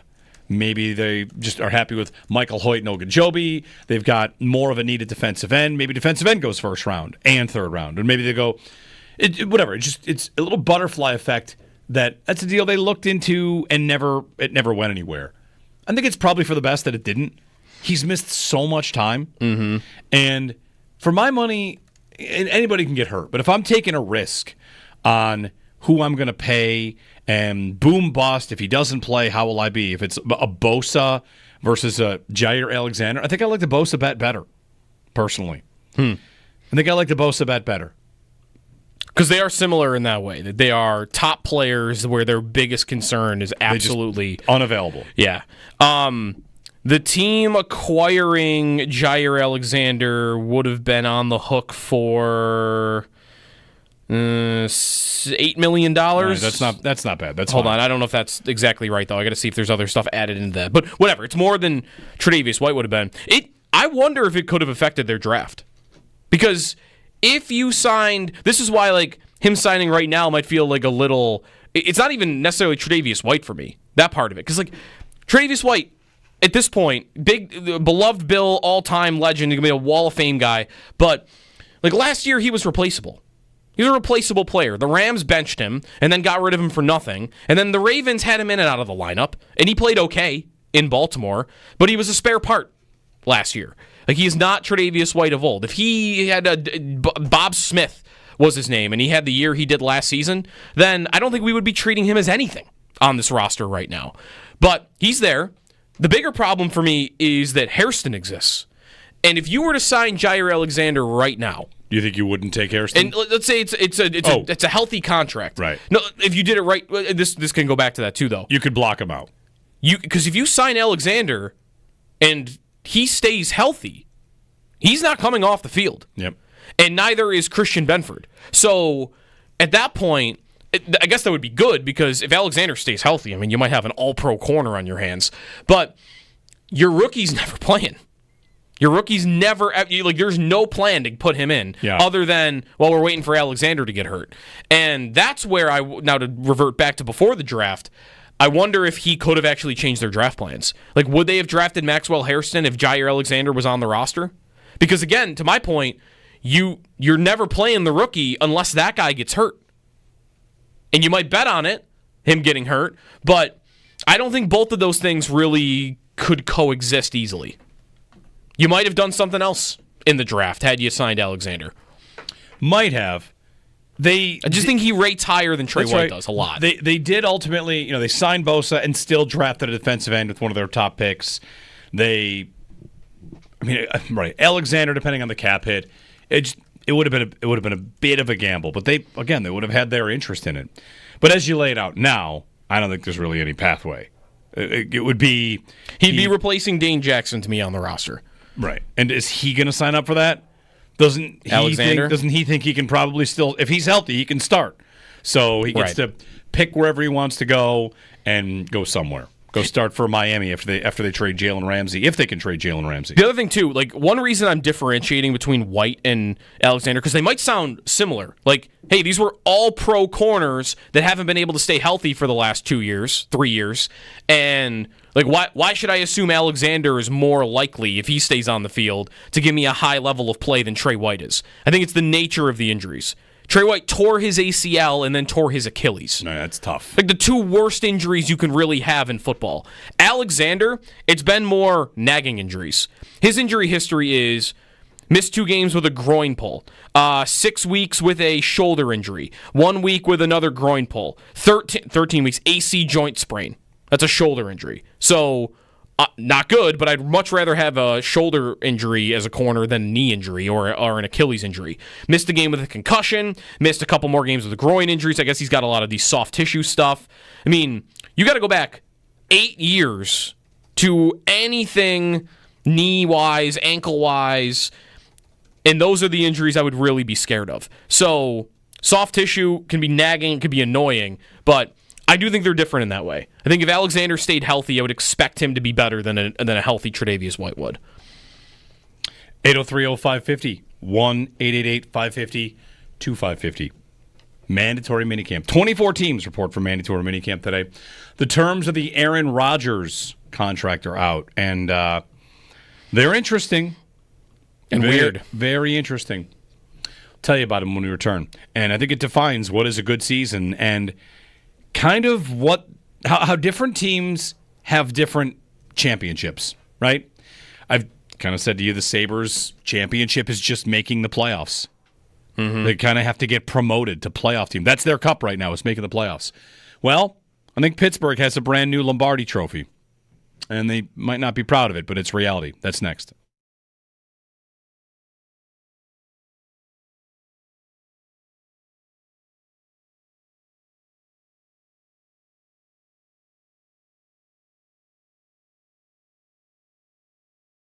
Like, we'll talk to Joe Marino about this tomorrow, but he planted this bug in my ear, and maybe it is what's happening. What if Cook, in fact, does want to go somewhere else and thinks, I'll play for the Bills, but it's going to have to be like 15. The number wouldn't be 15 for everybody. It wouldn't be 15 if it's if the Cowboys come calling. Maybe for the Cowboys it's 11 because he wants to go to Dallas, or maybe he wants to go play for, I don't know. He's from Miami. Sure. The Dolphins. And he played college football in Georgia, so I'm just throwing out some teams that are down. Yeah. He's not going to the Falcons. That's really all I mean. If you are, it's just like free agency. When we talk about these NFL or NHL players, you have to pay for them to not hit free agency. So the money you pay is, hey, I know you're an RFA, Bo Byram, but here's $10 million a year because we're going to pay to have your rights, and you don't ever get to hit free agency. For Cook, the one way to operate would that be, sure, I mean, I'll play there, but for you it's 15. And if it's not 15 here, what the Bills would be doing would be buying his unrestricted free agency because you're extending him. Right. If you're Cook, I'm not saying you're right that you're going to get 15, but he might want to see what he could get, and the buy it now number for him is 15, and he's more than happy to say, all right, well, I'll just play it out and I'll hit the market. Because we kind of paint this as he must be upset. And, you know, if he shows up to mandatory minicamp today, do we have to put that aside? I guess we have to wait to see if he works out at training camp and everything. Right. But it's very possible that he's not upset that they haven't met that number because that number is simply being used as a convince me not to hit the market number. Right. And if it was his prerogative to go, you know, if he's got a couple of teams in mind and maybe he would prefer to go to a different offense or a different team or whatever, for whatever reason. If that were true, then what reason to hold out would he have? Right. Well, so far he's not holding out. Because if he really doesn't want a contract from the Bills that bad, if that were true, then what's the point of not showing up for things?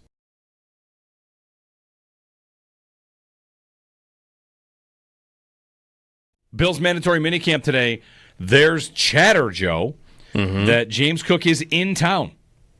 Wow, good for your bet.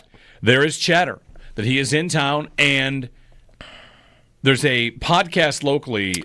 Which one is it? Let me find. I'm sorry. The chat had it mentioned. I'll make sure I give the right credit because they've had a couple things right before. The Charging Buffalo podcast.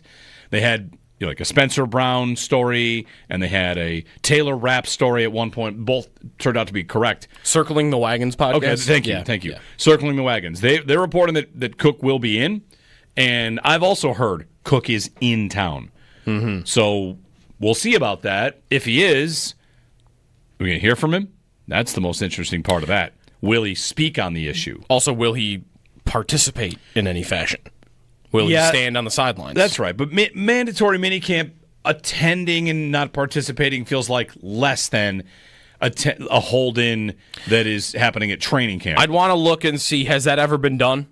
Because we've seen guys do it in training camp. I don't know if anyone's ever held in minicamp hold-ins. That might be in part because you see so little of practice that the teams wouldn't necessarily tell you he's not working out. Right. You know?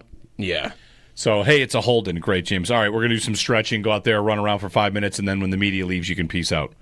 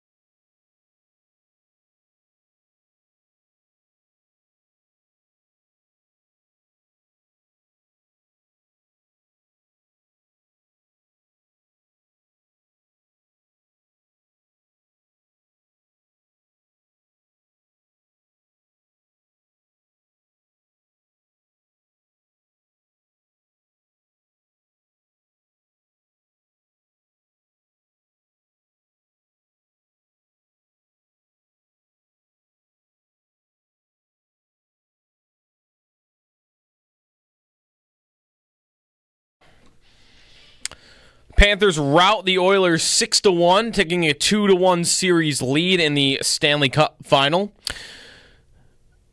From beginning to end, Panthers look like the better team. Game 4 is going to be on Thursday night, still in Florida.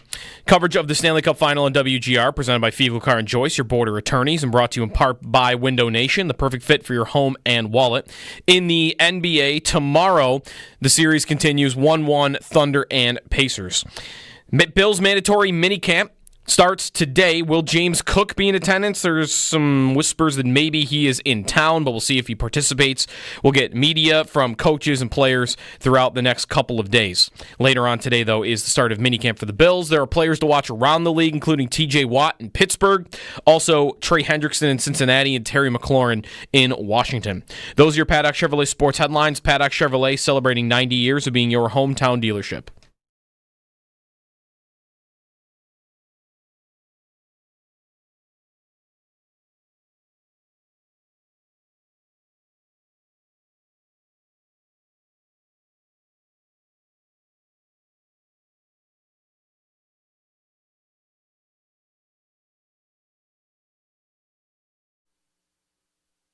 You're getting a 41-year-old quarterback who has a chip on his shoulder.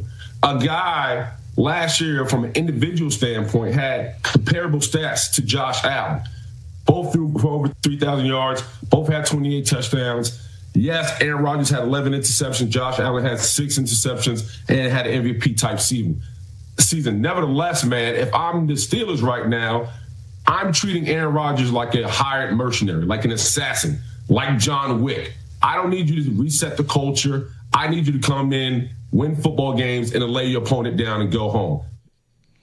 Former Steelers offensive lineman Willie Colon, who apparently saw a tweet where it's Aaron Rodgers had the same season as Josh Allen. Isn't it so much better, Bills fans, to be on the other side of that instead of the life we used to live is like, Trent Edwards' last 12 games are the same as Dan Marino's first 12 games. Man, when you are Google statting 5 specific stats to prove your quarterback is actually way better than people realize, he's clearly not that good. End of story. Yep. Rodgers had the same season as Josh Allen. Josh Allen do anything else? Anything else? Rodgers was playing from behind in every game. The Bills ended games by the third quarter, 5 times? Same season, Steelers fans. 12 rushing touchdowns. Oh, that's it. Do those count? Forgot about that part. Those count. So Rodgers' contract. His contract has lots of incentives, and hidden in here, Albert Breer of SportsIllustrated.com had the details. He, first off, has to play 70% of the offensive snaps to be eligible for a lot of these incentives. Okay, so he's got to be on the field. Got to be on the field. If they make the playoffs, he gets $500,000, $500,000. If it's a first-round bye, or if they win in the wild card round, with him taking at least half the snaps, that's another $600,000. So basically, if they get their first playoff win since 2016, it's a $1.1 million boost for him. Okay. And if they win the divisional round, it's another $750,000. AFC Championship, $1 million. Super Bowl, $1.5. If he wins the regular season MVP, $1.5. So he's got $3 million in incentives tied to winning the Super Bowl or winning the league's MVP award. Interesting. I think Josh Allen and Mahomes, were the only 2 quarterbacks that had an MVP incentive in their contracts last year. I remember Allen's was the biggest in the league. And it was the biggest, yeah. This Rodgers one, though, might be higher, if I remember right. Or maybe it's on par with it. 1.5, yeah, I think that's right on par. Not that anybody in the world expects him to even be in consideration for MVP this year. No. What type of season would he have to have? I mean, he'd have to throw for 5,000 yards and lead them to, the 1 seed? Pittsburgh, just good luck with that. So, I guess what's the takeaway from his incentives? That it's all based on playoff success for a team that nobody believes is going to have any playoff success? What they really want to do is win in the wild card round. They want to take a step they haven't taken in almost a decade. Right. Right. Their playoff win drought is legit. And all right, let's try it one more time for Mike Tomlin to get that playoff win. Well, I mean, if you're Tomlin, well, maybe one more time. I mean, they might try 5 more times. That's right. Honestly, they probably will. And who knows if who plays for them next year? But if you're the Steelers and you're Tomlin, are you feeling like you have to prove that you can win a playoff game to get your next 5 years as coach of the Steelers? He's had to answer questions about trade rumors. They fired an offensive coordinator for the first time in franchise history in the last 2 years. They've gone through lots of changes, and you kind of just wonder how the coach feels about that and where he sits with that, because he's the reason they have Rodgers, and he's trying to win. What's interesting though is this is where it's kind of maybe it's not a strange fit, but what does it do for you if he cashes in on these? A couple of them. What is it? Best case scenario. Let's play it out. Rodgers has, what would you say the best case scenario for him is? He's going to go for what? He'll throw for 4,000 yards, and he won't turn the ball over maybe as much as he did last year. The offense is above average. Sure. The best case scenario is he's healthy.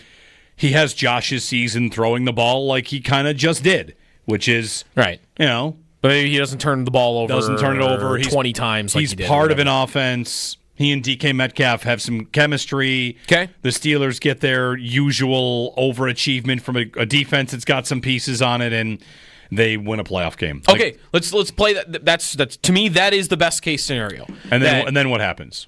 Exactly. Congratulations. What's it for? Fun season if you're a Steeler fan, probably, and you won a playoff game. Maybe that was a really fun. Maybe you beat Kansas City. Everybody would love you if you did that. I would love them. But whatever you do, you're starting over again next year. Unless you're going again with him. But is he playing at 42? Maybe he would. Maybe that's the answer. But really, that's where the best case scenario and the worst case scenario to me are almost kind of the same. Because if all of that happens and they win a playoff game, then it's, what do we do here? Do we try for another veteran quarterback and just do that again? Yeah. Or do we blow it up? Do we rebuild? Do we trade TJ Watt away? Because to me, that is probably the answer if it all implodes. If it all implodes and they're really bad and Rodgers is dramatic and he gets hurt, or him and Tomlin are fighting all the time and he's just a bad quarterback, whatever, and they win 6 games, I think Tomlin would probably still be the coach, but isn't Tomlin leading them through some quasi-rebuild if they just implode this year? You think he'd be gone? Can I say 2 words that would be, as you're laying that out for Pittsburgh, what do they do if it goes well and Rodgers has to retire or it blows up? Right, to me, it's not that different what comes next no matter what happens this season. I know. I saw this name, and this is what comes next. What? Kirk Cousins. No, that's the same thing. I know. That's the same thing. Isn't that what they want to do? So what are they doing? They're just wasting time. I'm just looking for the next oldest quarterback that needs a job, and that's Kirk Cousins. Right. So Cousins, I don't know if he gets traded this year. He's going to show up to mandatory minicamp. He's a very expensive backup behind Michael Penix Jr. Well, right. So what does he do next? He wants a trade, and the Steelers at the end of this year, after Rodgers leads them to a 9-8 record and a first-round playoff exit, they're like, all right, what now? Well, Kirk Cousins. Yeah, right. Maybe if they do that again, because to me, that's just, you're just going around in the hamster wheel. You're just going over and over and over. Isn't that pretty much their whole organizational identity right now? Pretty much. But what's going to change first? Is the owner going to decide, or is Tomlin going to decide, I'm done with this, and they split as a relationship? Will Tomlin make the right call on a quarterback, trade way up in the draft, land, who's a free agent? Is there a big name free agent next year that's on the market that isn't 42? Or Kirk Cousins? The next 2 oldest quarterbacks are Cousins and Stafford. And Stafford. Just re-signed, but Stafford's not going to go to Pittsburgh. But land a good, talented, young quarterback. That's the second path. Or the third path is just that they are horrible. And that's how they get there. And I think that's the most likely way that this continues. That one of these years, the hamster wheel is going to stop. And maybe it's this year, Rodgers ages too much and they're not able to do anything on offense. But I think basically we're just waiting for the season where the Steelers win 5 games. That's all we're doing. We're waiting for the 5-win season, and then they're going to draft their quarterback. And only then will they be interesting. I would look forward to betting against them drafting a quarterback in that spot. If they were in the top 5? Yeah. That would be unbelievable. They'd finally be in a position to do it. They said this year, don't forget, Mark Cabali, who covers the Steelers this year, said the Steelers had a number of first-round grades, and they would be open to taking a quarterback if he was the number 1 player on their board. Like, they would take a defensive tackle with their first pick in the first round. They would pass up on a quarterback with a first-round grade for a player that's a higher grade than that. So that's a guy that covers the team regularly saying, even in a spot where they could use a young quarterback and they would have a first-round grade on like a Jackson Dart, they would instead have taken a defensive tackle if that guy was graded higher. Which, to me, represents there's not really much reason to think that they would take a quarterback because of the organizational approach. And that position is, of course, the most important. And yet, what do they do with it? They just farm it out. They're prepared to go into the season with Mason Rudolph if this didn't come together. Well, see, that eventually I would think even Tomlin is going to get sick of year after year after year doing it with a different guy. How many years in a row do we think they've had a different week 1 starter? This year it's Rodgers. Last year it was Fields. The year before that it would have been Pickett, right? The year before that it would have been Rudolph, because Pickett doesn't come in until that Bills game, which is later in the year. I should go back and find, how many years in a row have they had a different guy? Eventually, Tomlin is going to get sick of that. And, all right, if you don't want to go with a young guy, then I think start looking at who you're going to trade for eventually. And that's why I'm going to be maybe keeping on Dak Prescott this year. Because that's the guy I bet Tomlin's got his eye on. Because that's a guy that could get out of there in like a year. Ron and Alden, quickly before the break. Hey, Ron, what's up? Hey, good morning, guys. Just want to throw a quick hockey question to you. You know that the puck over the glass penalty they call, it's always an accident, but it happens. But how come they don't, what about the intentional offsides? I mean, that's intentional. Or what about when a player purposely ices the puck? How come those things aren't looked at as delay of games? Or just get rid of the over the glass puck penalty? Because it just seems like there's more other things that happen that happen. So I just want to throw it out there with the finals going on. And Edmonton won a game because of it. But I'm just thinking like the intentional offside delay game, stuff like that. I just want to throw your thoughts at that. Thanks, Ron. Well, they moved the face-off for an intentional offside, right? Mm-hmm. That's about it. And icing is icing. He's saying if you were deemed to have purposely iced it. But see, that's the thing. You do want to purposely ice it sometimes. You're just, That's what he's saying. It's the same... The same objective is being reached where I'm flipping a puck out of play because I need a whistle and I need a face-off and I need to get out of my own end versus I'm purposely icing the puck because I need a whistle and I need a face-off. Well, it's the same objective from the defender's point of view. Sure, but in the case of one, the penalty is that you don't get the rest. You stay on the ice. If you flip it out of play, right, your penalty. I mean, but he's at. Why shouldn't it be 2 minutes? I guess for icing. For icing it on, right? That's the key difference is puck out of play isn't. Well, did you do it on purpose? It's just you put it out of play. And right. I don't think you can live in a world where an icing is a 2-minute penalty. No, of course not. Because icing happens way more often. Icing is allowed. Icing is fine. It's I guess in the case that he's making is you're making a decision to take a whistle and a penalty for doing a thing that's not allowed, right. But it is allowed. I mean, I don't really have much. I don't really have much. The difference. He's asking more. I think about what is the difference, and I think the key difference is one happens way more than the other. That's it. I'm not even saying the objectives of the defender and what they're accomplishing are different, but I get a puck out of play once, not even once a game, right? Definitely not even once a game in an NHL hockey game. Versus an icing, what do I get? 4 icings a game? 5 icings a game? I wouldn't even know the number. But it's definitely more than puck out of play. And there is by a lot. And I'm not stopping the game every 3 minutes for a penalty because a guy iced it. And there is a penalty. The penalty is where the face-off is and that you can't change your players. Yeah. That's a penalty. It's just not a 2-minute penalty. 803-0550 to join us. Thanks, Ron. Going to break in. Sal checks in top of the hour ahead of mandatory minicamp. We'll see if he's been hearing potentially that James Cook is, in fact, going to be in town. We'll see if he reports today. Jeremy and Joe on WGR.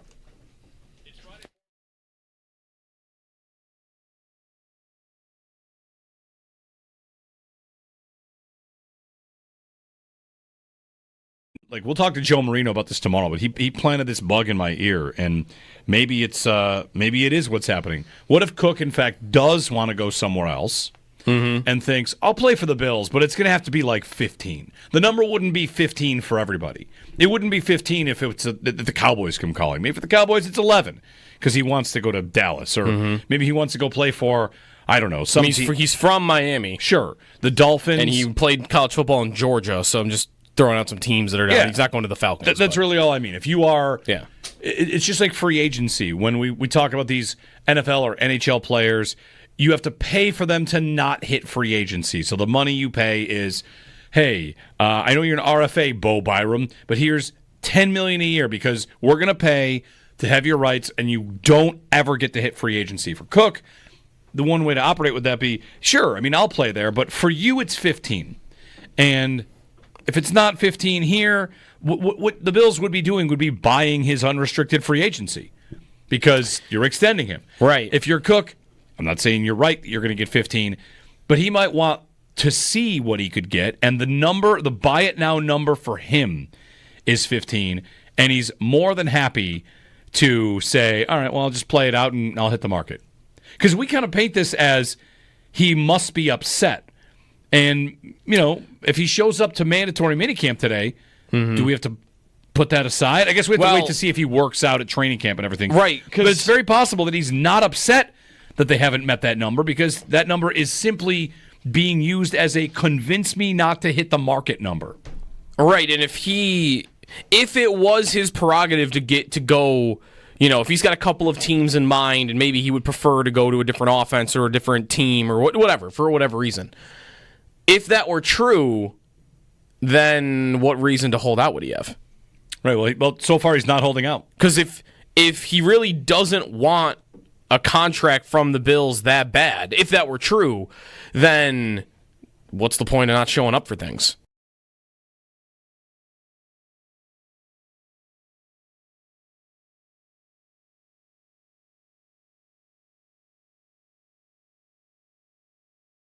They're in football, we always talk like copycats and who's going to copycat that team. The Panthers are what every team always wants to be. Score a lot, play good defense, have a great goalie, hit everything that moves, don't be afraid to fight. You have Bennett and Marchand on the same team now.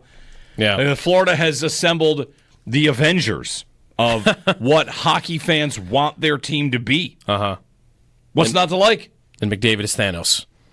A little bit. It works kind of perfectly. It really does. They have scored at least 3 goals in 8 of their last 9 playoff games. When everything's supposed to get tighter, right, and everything's supposed to get more defensive, they've scored, in most of these games, they're scoring 5 or 6 in them. So they're super impressive. They're just totally impressive. I don't know how else to really frame it. Like, they built a perfect team. They were smart about it. I don't really think it's going to unravel. They might lose Sam Bennett and Aaron Ekblad in the offseason, but I don't know. Maybe not. Those two are best friends, apparently. Listening to George Richards yesterday also. Okay. And he said they might stay for less because they just love it so much. Everybody loves Florida. They might not leave. Where's Aaron Ekblad from? He's from Western I know where Canada. Bennett's from.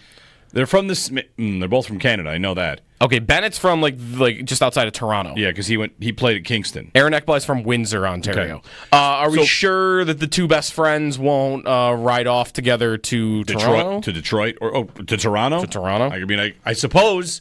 Are the Leafs going to go overpay both of them and get 2 Panthers to come try and change their culture? Or are the 2 Panthers going to stay in Florida and win the next 5 cups and dominate the Leafs and break everyone's hearts? Maybe. I like this. This might sound crazy because Bennett leads the Stanley Cup playoffs in goals, and I think he might have it by a couple.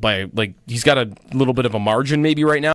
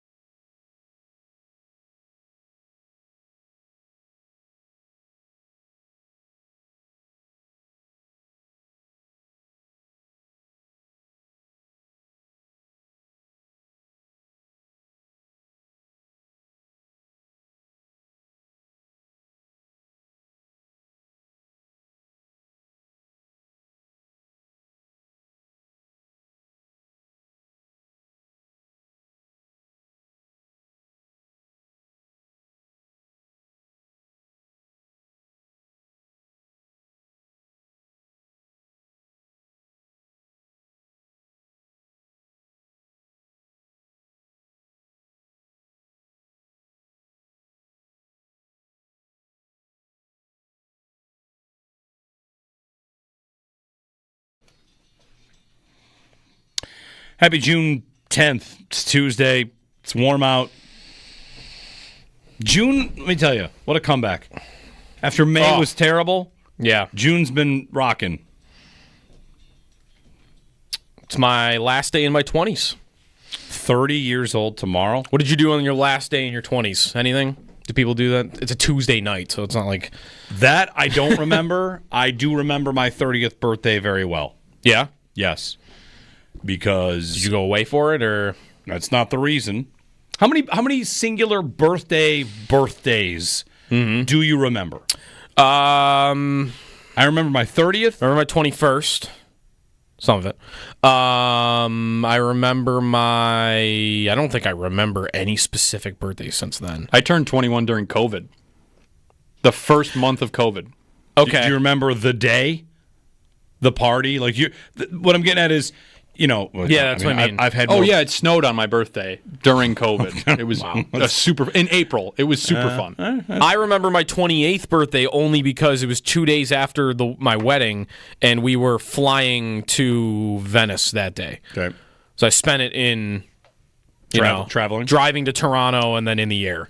Yeah. I remember my 30th because, and I've mentioned this before many times, but my 30th birthday is the day that Michael Jackson died. Oh. Yeah. And with that... And I remember that day, too, because it was my last day of high school. There you go. That's when I turned 30. I remember where we went to grab food, and I remember that people driving their cars up and down the street were just blasting Michael Jackson music all the time because Michael Jackson had died that day. Okay. It actually might have been my last day of middle school, now that I'm thinking about it. All right. What year did he die? 2009. 2009? 2009. I turned 30. Yeah, that was my last day. He died June 25th, 2009. Yeah, sorry, but that was my last day of middle school, not my last day of high school. I'm unfazed by this information. Unfazed. Uh-huh. Sal Capaccio on the other side. We'll see, maybe what the latest is on James Cook, if there's growing belief that he might be reporting to mandatory minicamp. We'll find out. Adam Schefter had it earlier in the week that he won't be in Buffalo anytime soon, so we'll get Sal's thoughts on that. Edmonton and Florida played last night. The Panthers lead now 2-1 after a blowout win. They had back-to-back overtime games, and the Panthers rolled them in Game 3. So next up, Game 4. Jeremy and Joe on WGR.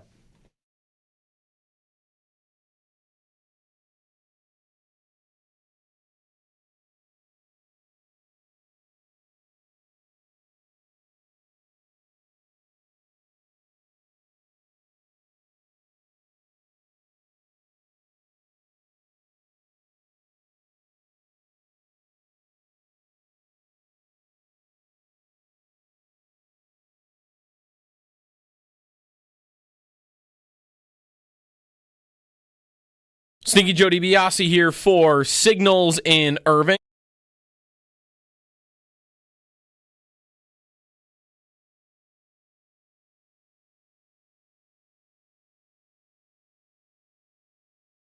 I settled at 11. I'm glad to do this because I feel like this entire Cook conversation, it's probably like most conversations, Joe, where it sounds like everybody's either like, yeah, you need him, or get rid of him, never ever sign a running back. And the hypothetical is James Cook drops his ask to about $11 million per year. The Bills would agree to give 3 years, 33. You want the deal done? Yes or no? 3 years, 33. He just comes in today and says, you know what? Sorry about that 15 tweet. 11 sounds great. He's making about 5 this year. What percentage? More than doubling his money. Yeah, which, by the way, he already doubled it quite a bit from the year before. Yeah. Like the final year of a deal with performance escalators based on how good he's been, Pro Bowls and all that, your rookie contract, you can get quite a big bump. His earnings for his career, so 2 years ago last year he made 1.1. And this year he'll make 5.2. He's already making a lot more. Yep. And now he says 11 sounds good. Would you sign it? 3 for 33. You want it signed? I can tell you what the Twitter poll results are early on. Of course, give our answers. My answer is sure, fine. My guess is that's also how most people are probably going to answer. Sure, fine. Is that like I'm in for that. I'll sign that deal. I'll do that. Yeah. I would not sign that deal. But I don't know that there's many contracts that I would really sign him to. But even at 11 is a fair number for him. If you compare that to other running backs in the league and what they make, you're right in really what Aaron Jones is in that territory. And Aaron Jones is a great comp, is he not? He's a pretty good comp. Yeah. It's lower than Kamara and Jacobs. It's a little bit higher than Mixon and James Conner and David Montgomery, and I think that's right. That's the sweet spot. That's about what I think he's probably worth. And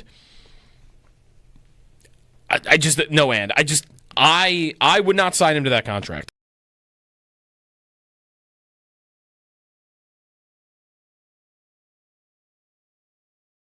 My favorite thing to point out about the Panthers is, sure, they have their top picks, which they do. They have their big money free agents, but they also have a series of trades for players and signings in free agency where it's not huge money. They identify players that are good. And I know that sounds nuts, but that really is what they've done. They identify players that are good. Verhaeghe was one of those, pardon the term, analytics darlings before he signed in Florida, and then he goes there and he looks great. Sam Bennett, who they trade for, they gave up nothing for Bennett because the league's ready to give up on a guy that was taken near the top of the draft, but didn't score enough for Calgary, I guess? Okay. Over and over again, they just take guys that, actually, that guy's kind of good. Trade for him. And their whole team is that. Seth Jones, another one. It was like Seth Jones last night. Oh, he's on the team, too. Well, the Panthers' model might be, twistedly kind of similar to the Sabres because it's, what about this former top 10 pick? The difference is that the Sabres are trying that on with your Eric Johnsons and your Zach Bogosians and your, guys that aren't so much. And I guess they both did it with Kane. But Florida just identifies good players. And I know that what doofus, what is a GM supposed to do? It's like, well, not all especially in the NHL, not all the GMs are too good at that. And Florida is exceedingly good at just identifying the good players and stockpiling them. Yeah. Good for them.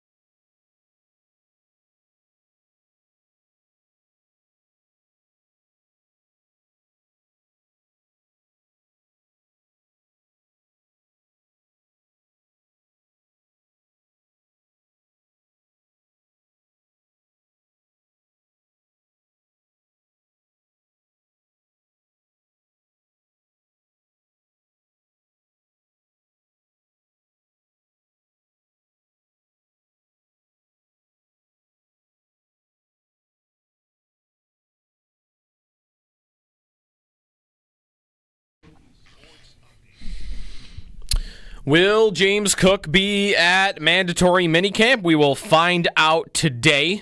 Sounds like he could be. We'll talk more about it with Sal Capaccio coming up next. There are other players around the NFL to keep an eye on for whether they'll hold out. Trey Hendrickson in Cincinnati, Terry McLaurin in Washington, TJ Watt in Pittsburgh, some of the big names that the league will be tracking today. 24 teams will start minicamp this afternoon.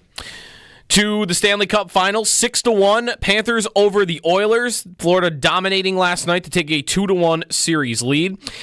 Game 4 is going to be on Thursday night, still in South Florida. Coverage of the Stanley Cup Final at WGR presented by Fiegel, Carr & Joyce, your border attorneys, and brought to you in part by Window Nation, the perfect fit for your home and wallet. The NBA Finals are off tonight. They will continue tomorrow night at 8:30. And back to football, Nick Chubb signing a one-year deal with the Houston Texans, joining a backfield with Joe Mixon. The Bengals releasing Jermaine Pratt, starting linebacker for them, who had requested a trade during the offseason. Kirk Cousins will be at minicamp for Atlanta, so he's not going to be on the list of those guys that could potentially hold out. He will be there. That's your Paddock Chevrolet Sports Update. Paddock Chevrolet celebrating 90 years of being your hometown dealership.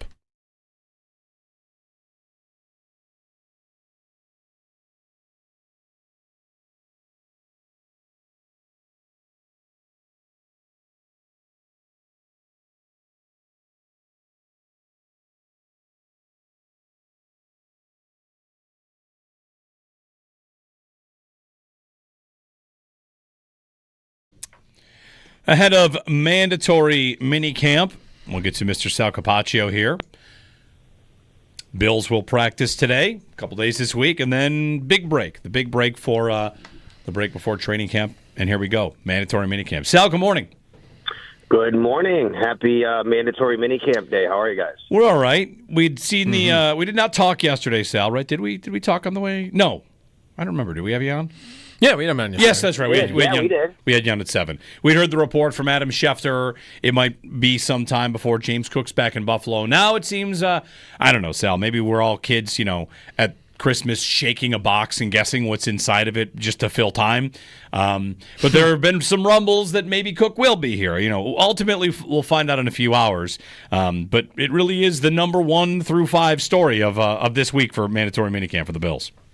Yeah, no doubt. I think in this world of, social media and people who know people, and it's always happened that way, but information goes quickly, but also false information goes quickly. So you never know what's true, what's not.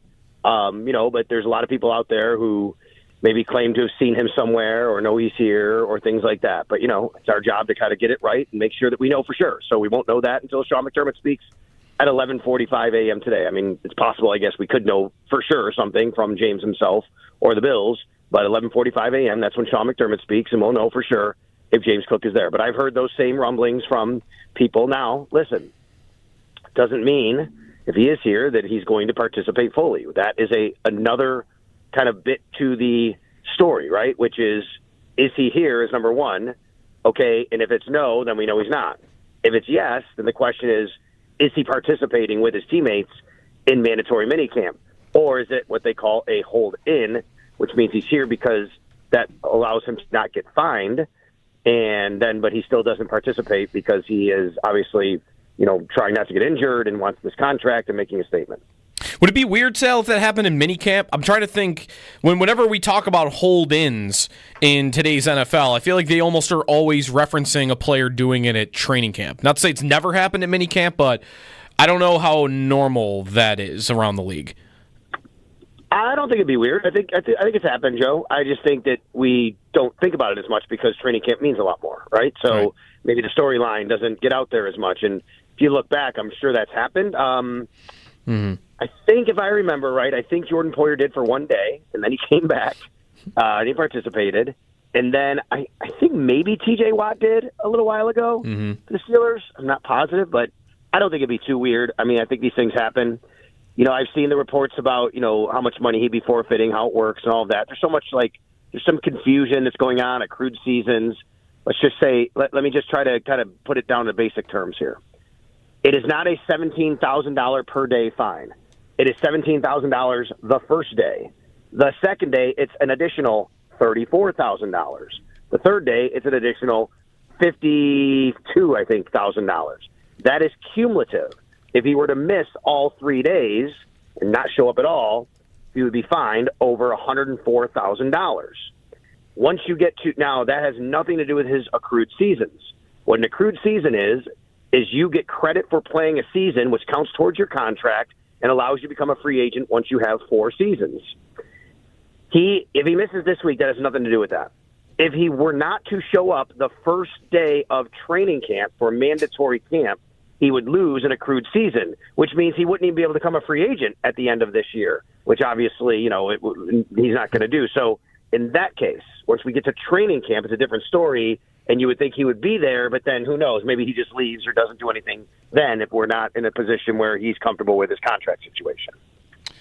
We'll find out. Beyond that, Sal, mandatory minicamp here, once we get through the Cook story, could he speak today? One last thing. Could he speak? Will we hear from players today? Said McDermott, 11:45. What kind of player availability is there on a day like today? We are actually scheduled to hear from Josh Allen today, the newly married Josh Allen. So we'll hear from him after practice today. And then it is, from there, it's who knows. It's a lot of times it's players we get, they're walking off the field, you talk to them. But there's also players that we know that they're not going to speak today. You might request them. No, they're not talking. I would assume James Cook would be in that boat. If he is here, he's not going to speak. But who knows? Maybe he wants to talk. Maybe he wants to put something out there. That's always a kind of a guessing game until we get there and we know. But I mean, he doesn't talk a lot anyway. Not that he avoids the media. He's just kind of a shyer guy when it comes to the media. He doesn't talk a ton. In this situation, I'd be a little surprised if he did, but you never know. You might have a guy that says, "Yeah, I want to talk. I want to get a message out there. I want to say what I think." And that could be anything. That being said, we will hear from other players as well. And like I said, we are scheduled to hear from Josh Allen after practice today. Yeah, Cook doesn't strike you as the type where, was it last month, Trey Hendrickson did 25 minutes, kind of putting his organization on blast. That situation is twice as long as the Cook one here, but I don't know. Whenever Cook speaks, he doesn't really come across as somebody that you feel like is going to make national headlines with some 15, 20-minute presser. I agree with that. And sometimes these guys have these situations where they do talk to the media, and it doesn't have to be negative towards the team. It could be more of a, hey, everything's going to work out. I'm here. I want to work with my teammates. I trust the organization. I trust the process. That could be that. You never know what you get from these guys. So if we hear from him today, I don't know, which way that would go, but I'd be a little surprised if we heard from him, but you never know, I guess. Sal Capaccio on the Western Hotline. One thing, the position group, of course, that's affected the most, we'll be interested to hear and see Ray Davis, Ty Johnson, how they maybe handle an increased workload, get more of an opportunity. One thing that, if Cook were to be missing time, Sal, he'd be giving up reps and allowing his employer with a chance to start to envision what life might be without him. So, it's the risk you run when you remove yourself, but we'll see how it goes. After Cook, what's the next biggest story about minicamp, about mandatory minicamp OTAs? Is it, we've already seen the pictures of this player's in better shape, right? Past that, the Bills are pretty buttoned up. It's the health of Joey Bosa to see where that goes. But, Sal, what's top of mind after Cook? Yeah, I don't think Bosa is too much of a storyline because we know he's not participating. Right? That's already been said to us. We know, there's nothing we're going to glean from him. He's going to be out there with his teammates, maybe standing on the field, but we know he's not participating until training camp. That he's there for that. I do think it's more of the how do Keon Coleman and Dalton Kincaid look storyline. That's going to be front and center. But we've had a look at them already. One of the things about mandatory minicamp is people have to remember it's really no different, guys, than OTAs. The only thing that's different is they have to be there. But everybody's been there except for James Cook. That's really it, right? I think last week Cam Lewis wasn't at practice, but then Andy Young, our buddy from Spectrum News 1, he said he had told me, texted me, he saw him in the field house after. So it could have been anything. Maybe he was working on, maybe he was getting treatment on something. Maybe he had a personal day, something going on, and you had to get there late. Whatever. Spencer Brown came out a little bit later last time. But I think from what I remember last week, the only guy, even DeMar, he was there. The only guy who wasn't there was James Cook. Everything else is the exact same. So, and everything they can do is the same, by the way. There's no extra rules here that they have to follow that they haven't been able to do for the last 2 weeks. There's no extra rules they can do that they haven't been able to do. From there, we could take it anywhere, which is, okay, let's start to talk about camp battles, and wide receiver, defensive back. I think that's a big one. I think corner number 2, which we talked about yesterday here when you guys asked me about Tre'Davious White, I think that's a great kind of spot to watch here as we go. I think the development of Cole Bishop is very, very important and interesting for the Bills. People talked about who the second most important player on the Bills roster is. I mean, I don't know if I'd say Cole Bishop is specifically, but I think that spot is very important, like that number 2 safety role, considering how the defense played last year and what they need from their secondary this year. You mentioned Kincaid briefly there, Sal. There were some comments at the end of the season by Sean McDermott about him getting stronger. I don't have the exact quote in front of me, but there had been talk about his body type going forward. Was anything noticeable about him different, or was there any talk about kind of how he's progressed in that area since the end of the season to now? Yeah, every coach talks about how, whether it's McDermott or Joe Brady last week, they just talk about how he's basically lived at the facility and lived in the weight room and really worked.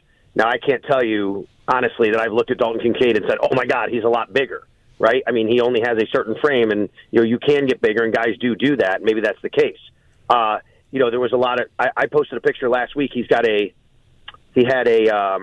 compression sleeve on his leg, and a lot of people, oh, my God, he's got a compression sleeve. Well, a lot of guys wear compression sleeves. Compression sleeves are to help for blood flow. So, you wouldn't be surprising to see anybody with or without an injury they're recovering from wear something like that. So that's something we're going to watch, Joe. But I would say just the messaging has been great about him and Keon Coleman. The messaging we've been hearing from the coaches has been these guys have really been here a lot this year. They've really worked hard, and, they're doing everything they can in the weight room to get to where they need to be. Sal Capaccio on the Western Hotline. I want to get back to Bishop real quickly, Sal, because, his development, I like your point there about how important he is. What kind of competition do you feel like could be there? I mean, Hamlin's back and Derek Forrest, but it almost kind of looks like, a year in the system. He missed training camp last year, and those were probably really important reps. Or he missed time in training camp last year with the injury. Is it pretty much it's Bishop's job to lose? Would you say that?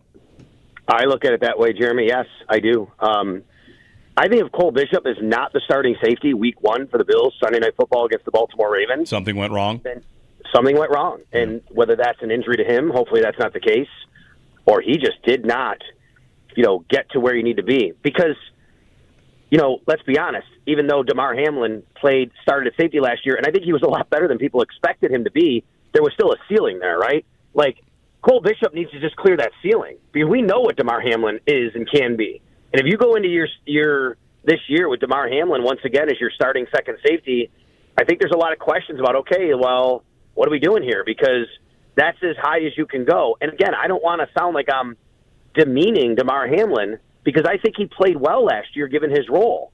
But I think there's more to give at that position as far as athletically and, making plays on the football. And I think that's what they want Cole Bishop to be.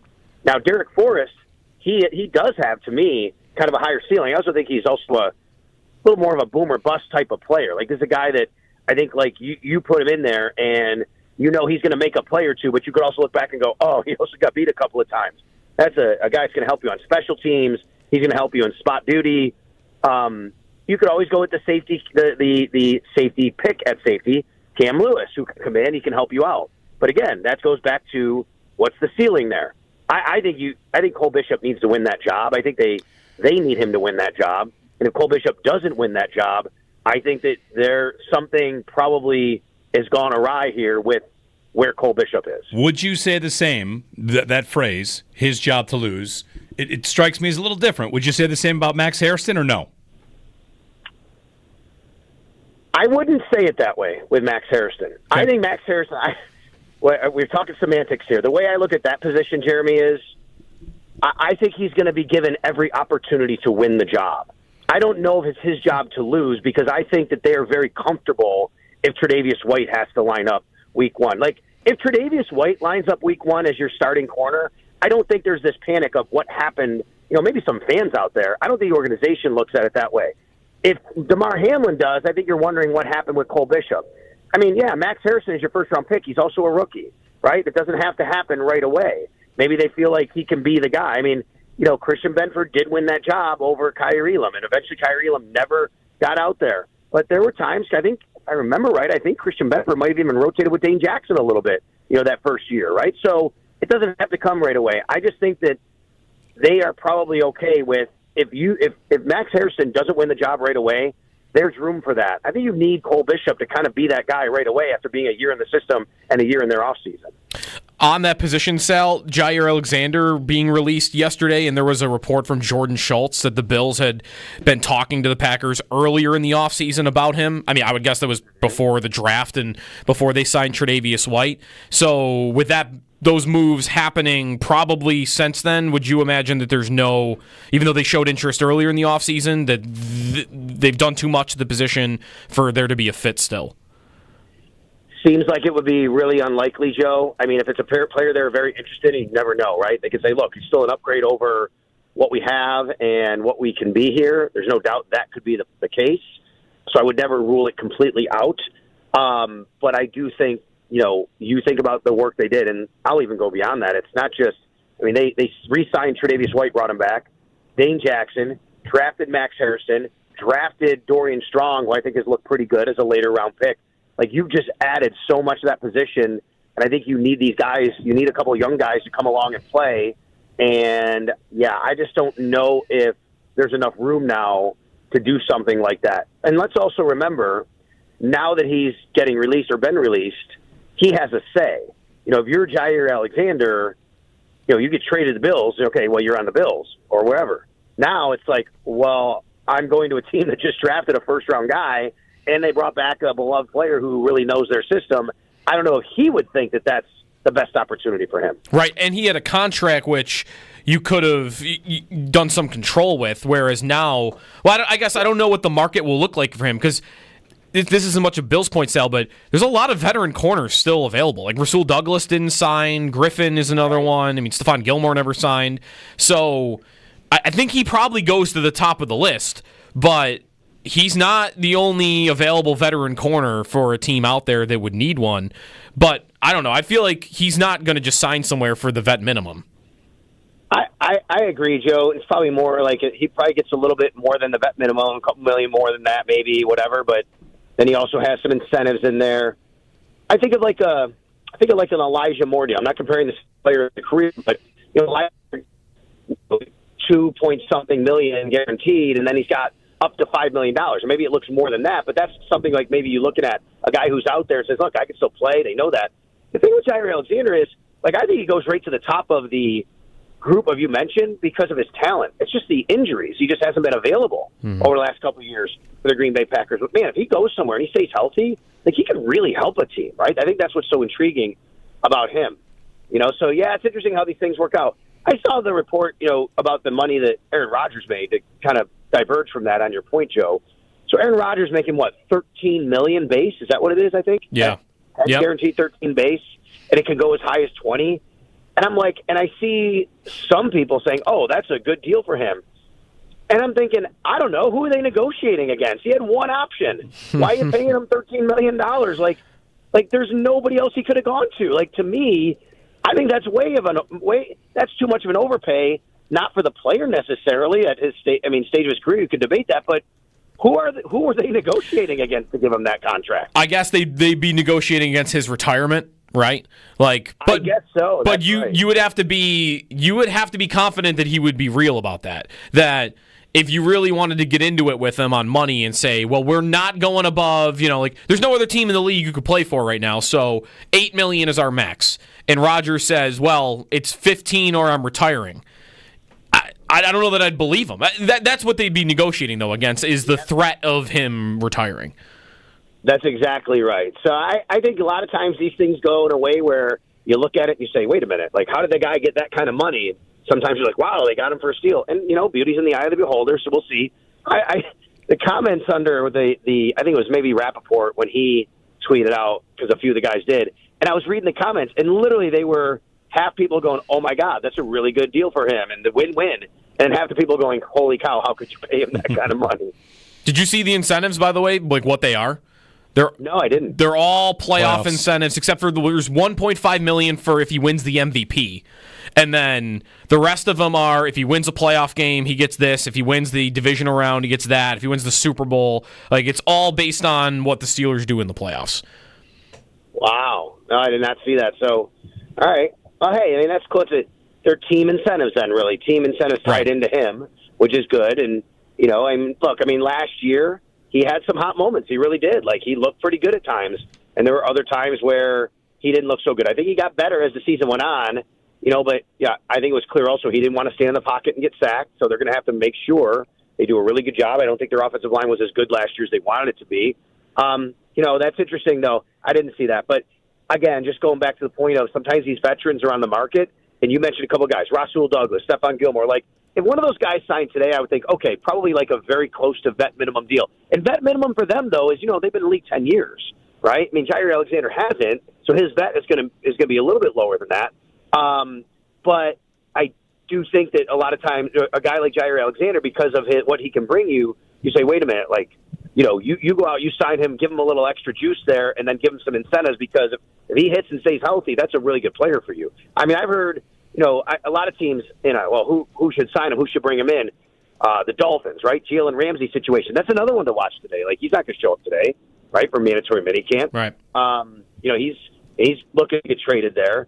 And then who was the other one? Oh, yeah, I think, of course, the Ravens. I mean, doesn't Gier Alexander just completely fit the Baltimore Ravens model?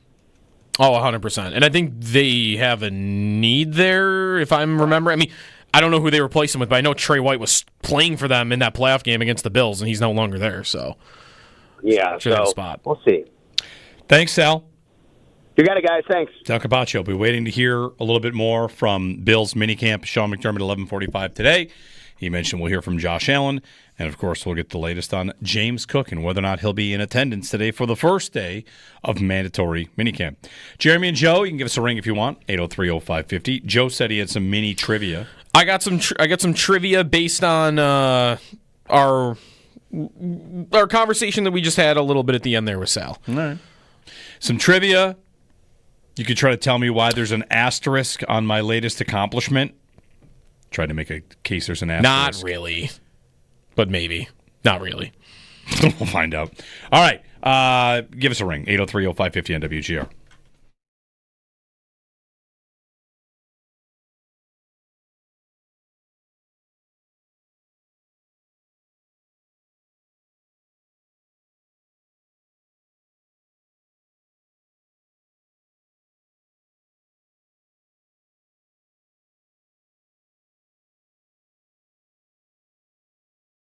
I settled at 11.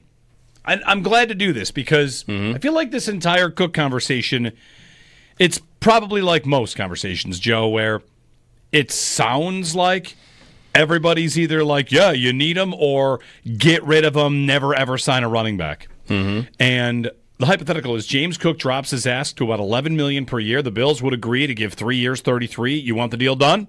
Yes or no? 3 years, 33. He just comes in today and says, you know what? Sorry about that 15 tweet. 11 sounds great. He's making about 5 this year.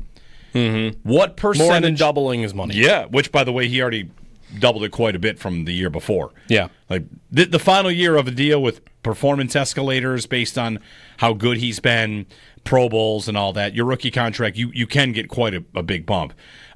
His earnings for his career. So 2 years ago, last year he made 1.1. And this year he'll make 5.2. He's already making a lot more. Yep. And now he says 11 sounds good. Would you sign it? 3 for 33. You want it signed? I can tell you what the Twitter poll results are early on. Of course, give our answers. My answer is sure, fine. My guess is that's also how most people are probably going to answer. Sure, fine. Is Yes. that like I'm in for that. I'll sign that deal. I'll do that. Yeah. I would not sign that deal. But I don't know that there's many contracts that I would really sign him to. But even at 11 is a fair number for him. If you compare that to other running backs in the league and what they make, you're right in really, Aaron Jones, right, is in that territory. And Aaron Jones is a great comp, is he not? He's a pretty good comp. Yeah. It's lower than Kamara and Jacobs. It's a little bit higher than Mixon and James Conner and David Montgomery, and I think that's right. That's the sweet spot. That's about what I think he's probably worth. And I would not sign him to that contract.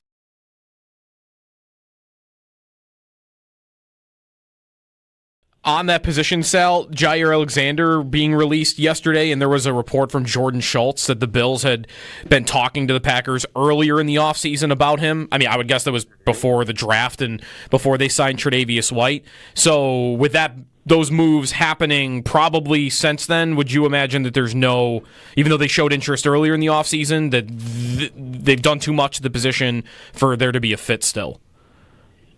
Seems like it would be really unlikely, Joe. I mean, if it's a player they're very interested in, you never know, right? They could say, look, he's still an upgrade over what we have and what we can be here. There's no doubt that could be the case. So I would never rule it completely out. But I do think, you think about the work they did, and I'll even go beyond that. It's not just, they re-signed Tre'Davious White, brought him back. Dane Jackson, drafted Max Harrison, drafted Dorian Strong, who I think has looked pretty good as a later round pick. Like, you've just added so much to that position, and I think you need these guys. You need a couple of young guys to come along and play. And, yeah, I just don't know if there's enough room now to do something like that. And let's also remember, now that he's getting released or been released, he has a say. If you're Gier Alexander, you get traded to the Bills. Okay, well, you're on the Bills or wherever. Now it's like, well, I'm going to a team that just drafted a first-round guy, and they brought back a beloved player who really knows their system. I don't know if he would think that that's the best opportunity for him.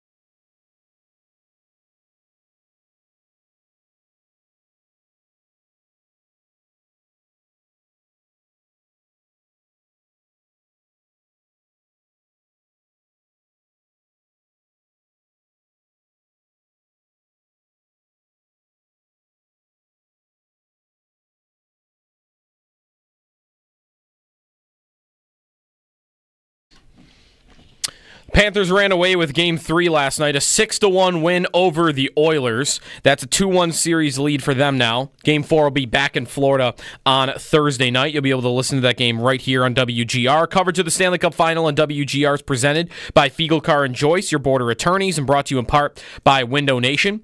Perfect fit for your home and wallet. Bills minicamp starts today. Will James Cook be there? It sounds like he might be in town. We'll see if he's at minicamp today. 24 teams start camp. Other players to watch for include Terry McLaurin, TJ Watt, and Trey Hendrickson. Jalen Ramsey reportedly will not be at Dolphins camp, as they've basically said that they're going to try to trade him or release him at some point. Gier Alexander, star corner for the Packers, released yesterday by Green Bay. He's now free to sign with any team. Those are your Paddock Chevrolet sports headlines. Paddock Chevrolet celebrating 90 years of being your hometown dealership.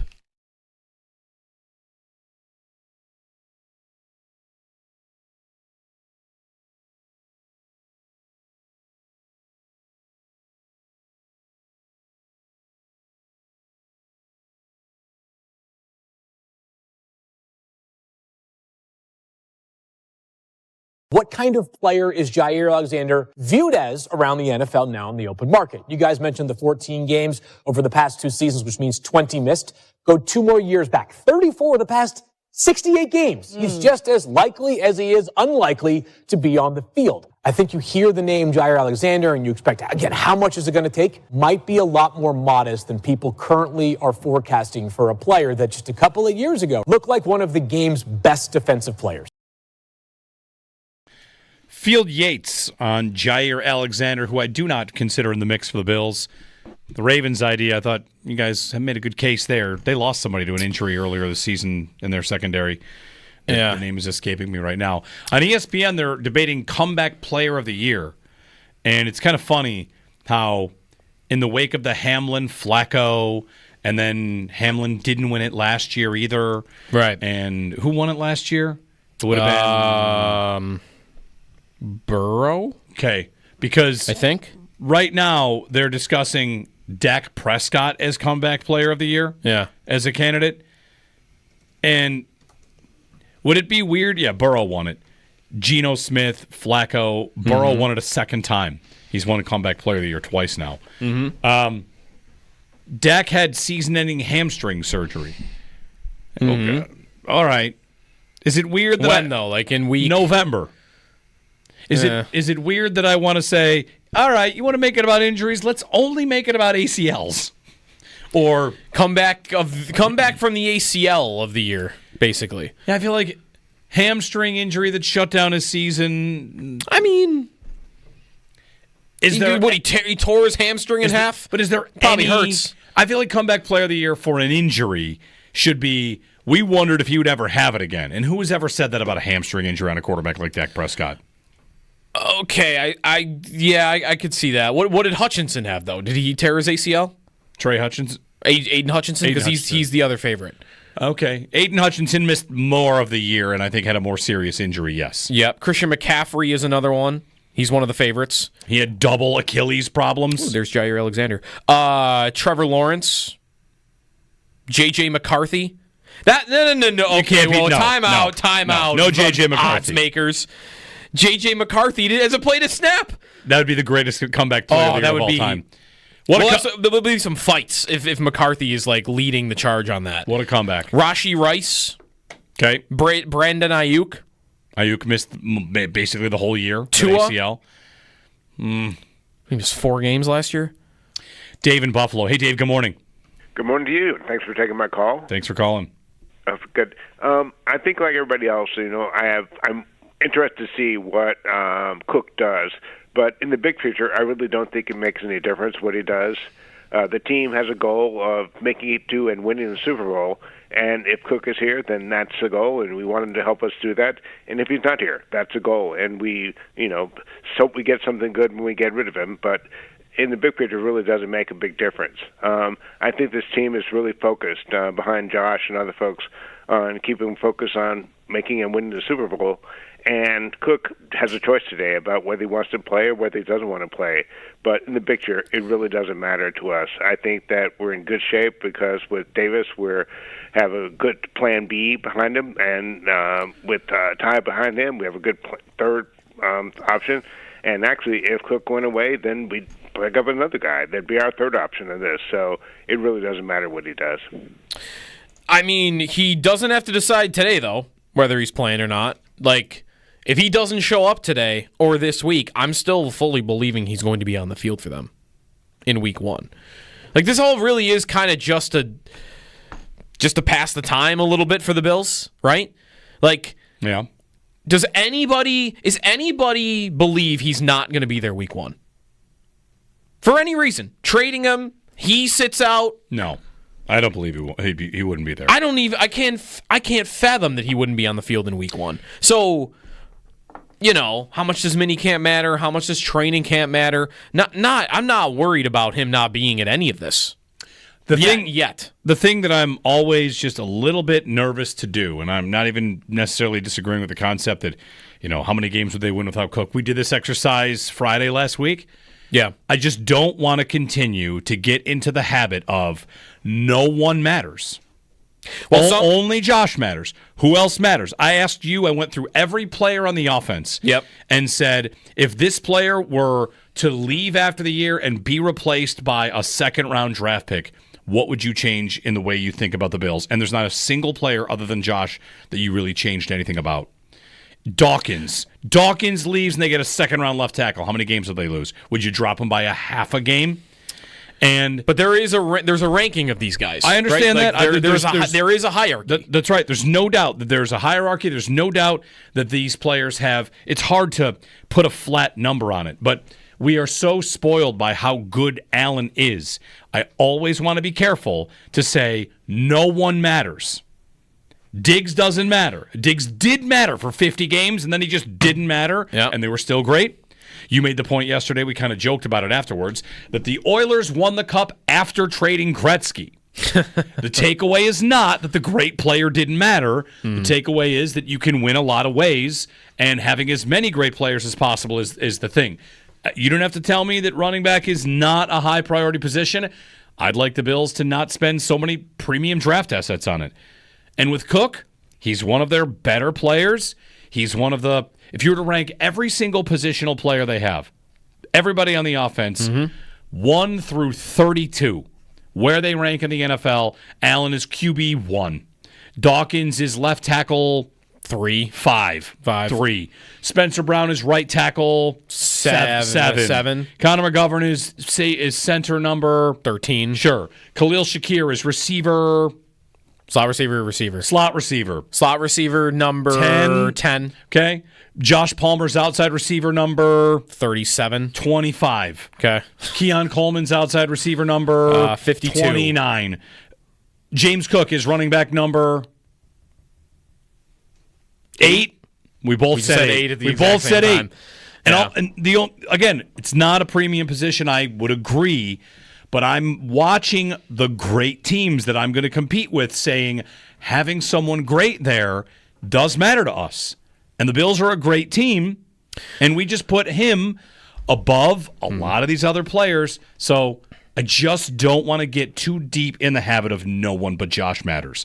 Without even disagreeing, I'm always going to keep saying that. Like, I endlessly want to get Allen as much help as possible. That's the line, that's the backs, that's the tight ends, that's the receivers. I want everybody that's good. I want the superstar team on offense where I can get it. And every call that says nothing matters kind of triggers a little bit of a pushback for me. Like, easy. It will matter who Josh's teammates are on the field with him. It's interesting to think about who will matter also in a year. Because what if Joe Brady's not the coordinator anymore? The last Bills offense, let's go pre-Dorsey. Just going to ignore that Dorsey existed for a moment. The Dable offense did not matter who the running back was. They didn't care at all. Didn't care. Worked like a charm. Like they were awesome on offense. Did not matter who the running back was. This offense uses running back. They run the ball with running back. They throw the ball to running back. They throw screens to running back. They throw it down the field to running backs. Running backs get used. They do matter in this offense. What's the next guy going to be like? What if Joe Brady gets a job after this year? Not to say they aren't signing James Cook because they want to wait to see what the next OC thinks, but the next OC, if Brady were to get a job, he might not care. He might say, I don't need a star running back. I need this instead. because our offense is my offense is a little bit different than what when Joe Brady's was. So rather than pay James Cook, maybe let's use $11 million on this thing over there. So it could matter to his future with the Bills, too, on who's their coordinator a year from now. Yeah, that's right. Because it might not be Joe Brady. How about for Cook here, as just a player? If you had him in Dynasty, would you be feeling just fine? James Cook? Yeah, he's part of the Bills, and if he leaves, where will he get interest? Would you think somebody would say, yeah, I'm going to use that guy? Would you peg the Bears for a team that would be interested? Sure, yes. Would you peg Dallas? I don't know. I just wonder. Dallas feels like should be in the running back market every year. They pretty much are. They just bring in the oldest guy available. Yeah, like who fits for him more than the Bills do? You know, the point about the Bills don't really need James Cook. Who needs James Cook more than the Bills do right now? Do the Bengals need him more? They got a guy who's pretty good. Does Cleveland need him more? Does Jacksonville need him more? That's a good one. Jacksonville might need him a little bit more. I don't know. Travis Etienne stinks. Should we just apply? Should we apply? Do the Chiefs need him more? That's what I was just going to say. Should we just do this test? Pacheco? Player X leaves and goes to the Chiefs. Is it okay? Is that the test? Yes. Player X leaves and goes to the Chiefs. It's a pretty good test. Because if Gabe Davis goes to the Chiefs, we're like, yeah, fine, whatever, don't care. The Bills, of course, told Diggs he couldn't go to the Chiefs when he got that trade to the Texans. It was the one team they said they wouldn't trade with. Told them not to pursue. If Rasul Douglas signed with the Chiefs today, what would we all say? Fine. Amari Cooper signs with the Chiefs today. It's fine. James Cook signs with the Chiefs today. It's a little less fine. A little less fine. But is it still fine? I don't know. I don't want to think about it yet. All right. I posed a question I'm not prepared to answer. Somebody else can answer that. We got more calls to get to. We'll get a break in before we get too late. If you're on hold with a comment on Cook, we'd love to have it. Larry on the Sabres, we'll get that as well. 803-0550 on WGR.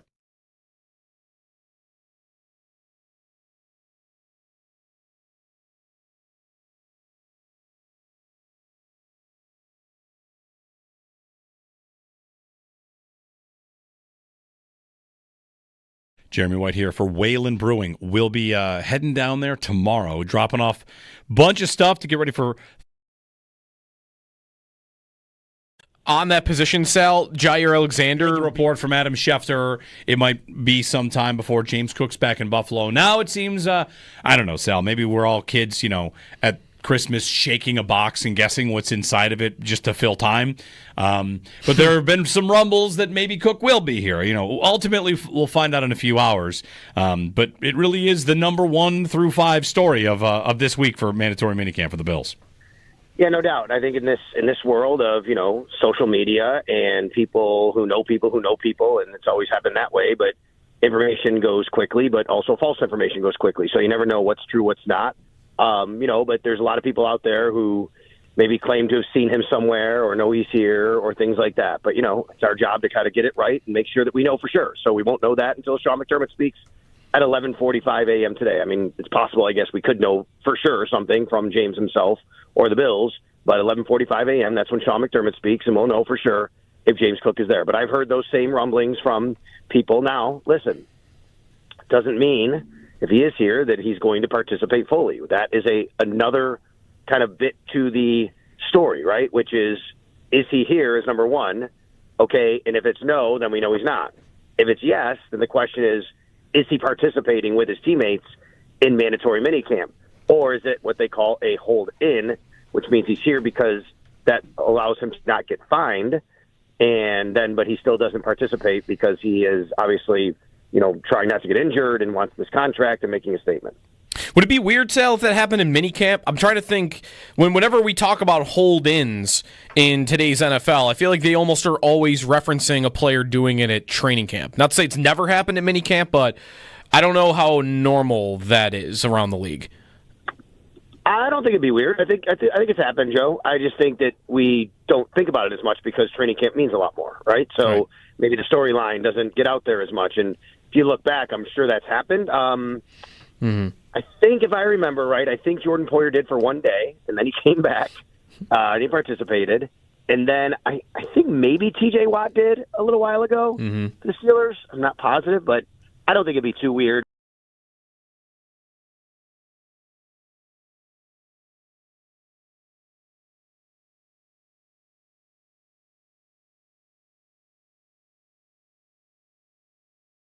I settled at 11. I'm glad to do this because I feel like this entire Cook conversation, it's probably like most conversations, Joe, where it sounds like everybody's either like, yeah, you need him, or get rid of him, never ever sign a running back. And the hypothetical is James Cook drops his ask to about $11 million per year. The Bills would agree to give 3 years, 33. You want the deal done? Yes or no? 3 years, 33. He just comes in today and says, you know what? Sorry about that 15 tweet. 11 sounds great. He's making about 5 this year. What percentage? More than doubling his money. Yeah, which, by the way, he already doubled it quite a bit from the year before. Yeah. Like the final year of a deal with performance escalators based on how good he's been, Pro Bowls and all that, your rookie contract, you can get quite a big bump. His earnings for his career, so 2 years ago last year he made 1.1. And this year he'll make 5.2. He's already making a lot more. Yep. And now he says 11 sounds good. Would you sign it? 3 for 33. You want it signed? I can tell you what the Twitter poll results are early on. Of course, give our answers. My answer is sure, fine. My guess is that's also how most people are probably going to answer. Sure, fine. Is Yes. that like I'm in for that. I'll sign that deal. I'll do that. Yeah. I would not sign that deal. But I don't know that there's many contracts that I would really sign him to. But even at 11 is a fair number for him. If you compare that to other running backs in the league and what they make, you're right in really what Aaron Jones is in that territory. And Aaron Jones is a great comp, is he not? He's a pretty good comp. Yeah. It's lower than Kamara and Jacobs. It's a little bit higher than Mixon and James Conner and David Montgomery, and I think that's right. That's the sweet spot. That's about what I think he's probably worth. And I would not sign him to that contract.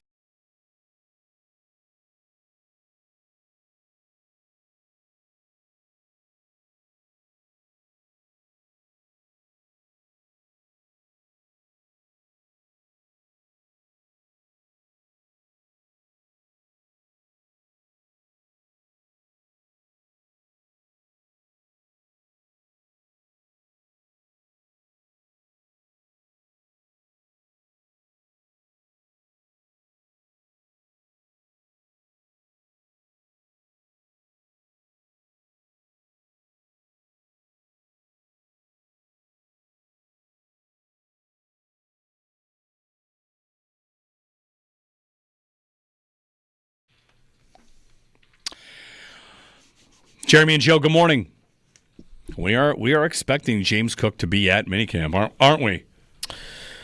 Yeah, I think we are.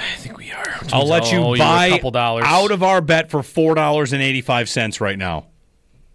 I don't want 15 cents. Just Venmo. It's just costing you I less. don't have a round number in Venmo. It's 15 digital cents. Can you do cents in Venmo? Yeah. I've never done it. $4.85. I have a round number right now. There's no chance I'm taking 15 cents. I don't want 15 cents. A free 15 cents. He doesn't want it. I don't want my. Just give me the clean 2-digit number. I don't need We've seen this behavior from you before. Yeah. All right. I really do, Scott. The one thing about having a wallet that attaches to the back of your phone which I also have. Cash is so out of my realm right now that when I need it, I always forget it. Yep. Because I carry cash 2 days a year for just things like a golf tournament, basically. Exactly. You're not alone. What I needed for this past weekend. I sold something on Facebook Marketplace, and a guy gave me $100 for it. I'm like, what am I supposed to do with this? I put the $100 in my pocket, and I was honestly, I was planning to use it like it's. I'm trying to think here, like It's burning a hole in your pockets and all. Like, what's something that as soon as you get it, you're like, oh, I got to use this. I would go to the store and think, I'm going to use this cash. I have to get it out of my pocket. I'm going to lose it because it's just as likely to fall out of the car. Yes. And I go somewhere, maybe go to like the Schmeepo, buy something, charge it, get in the car. I'm like, I forgot to use it. It was in my pocket. I'm just trying so hard to spend it as fast as possible for fear of losing it. Right. So I'm with you. Like, oh, what's this? Spend it. It's free. It's definitely not free. Anyway. Keep your 15 cents. I took it and I bought some trees. It's really what I did. 803-0550. A couple calls here. Mike in Manhattan. Hey, Mike. Hey, guys. How are you? Good. I just want to jump in on the James Cook situation. So I guess if you normally I would be on the train of don't ever pay a running back. But the Bills, I mean, sort of bereft of weapons, really. And if you look at just value of who they have paid, I mean, Samuel for, what is it, $9 or $10 million a year? Yeah. And then Josh Palmer, similar. Like, after Josh Allen, James Cook is easily the Bills' number 2 option. So, I don't think you should pay him $15 or $20 million by any stretch of the imagination, but paying him, if he was come down to 11 or even 12 for a 3-year deal, like, it feels like he's worth it for that. So I don't know. I think you just have to look at value to the team. It's not as simple as just never pay a running back. That's just my 2 cents, but I'll hang up and listen. Thanks, Mike. It drives home the point about positional value that has been made on these airwaves, which is, look at how much people are balking at on Cook. Like, wow, I don't know about 11 for Cook. Meanwhile, Curtis Samuel just walks in the door for 8-9. Yeah, just positional value. Elijah Moore, post-draft off the street, is 1 year up to 5. That's what Cook makes this year. Right.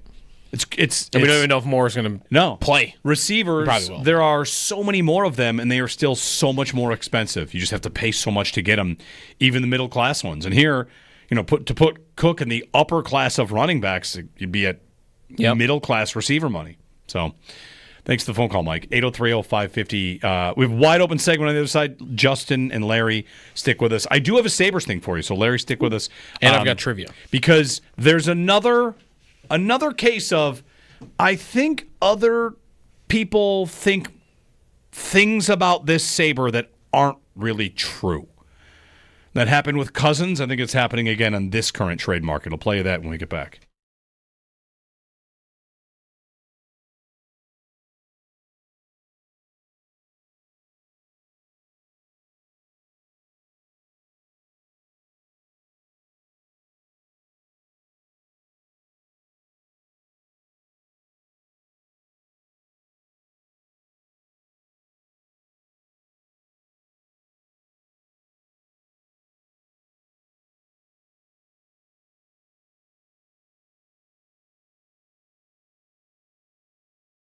Jeremy White here for Z.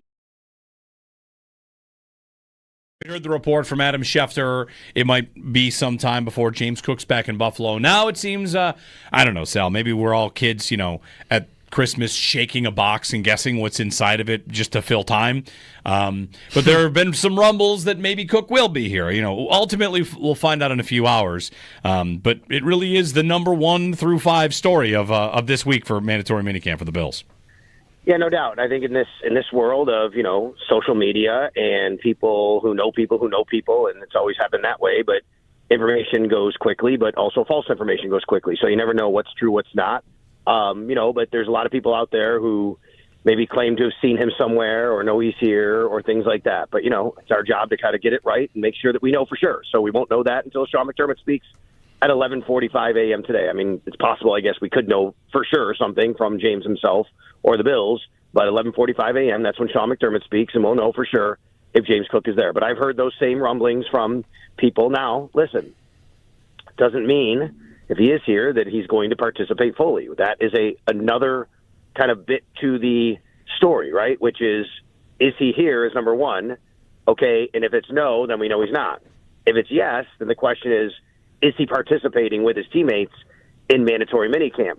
Or is it what they call a hold-in, which means he's here because that allows him to not get fined, but he still doesn't participate because he is obviously, trying not to get injured and wants this contract and making a statement.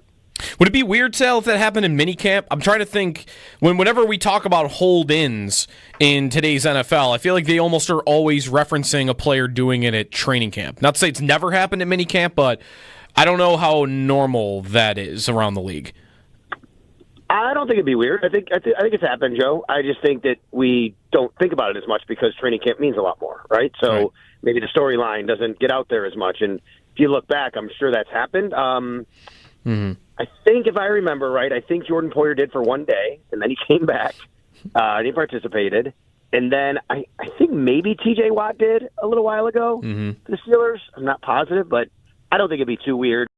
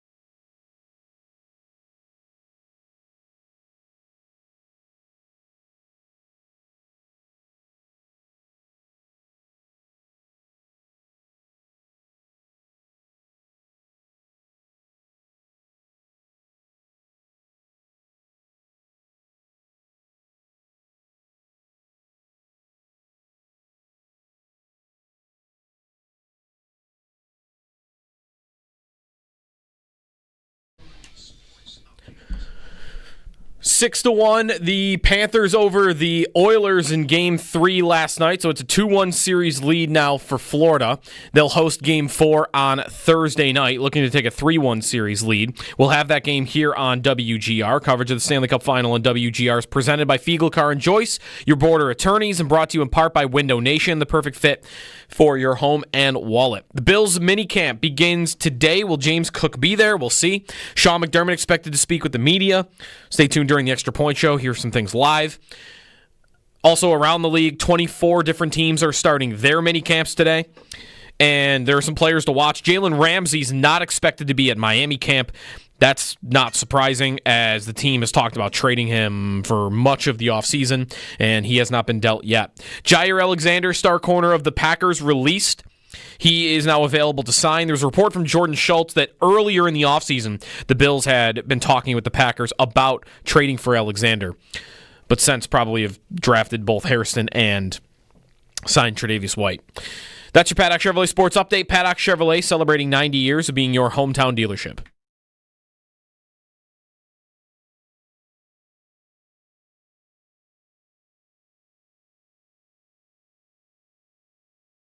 If you are worried about Hughes' future, he's your plan B, right? You need a good skating, puck-moving defenseman.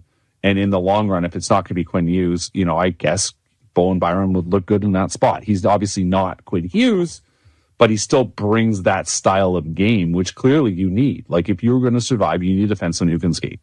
We know that. We look at every team, that has success in any part of the game now. You have defensemen who can move. And is Byram that guy? I mean, does he have the track? He's certainly clearly an NHL defenseman. Does he have the track record to be the guy? I think so.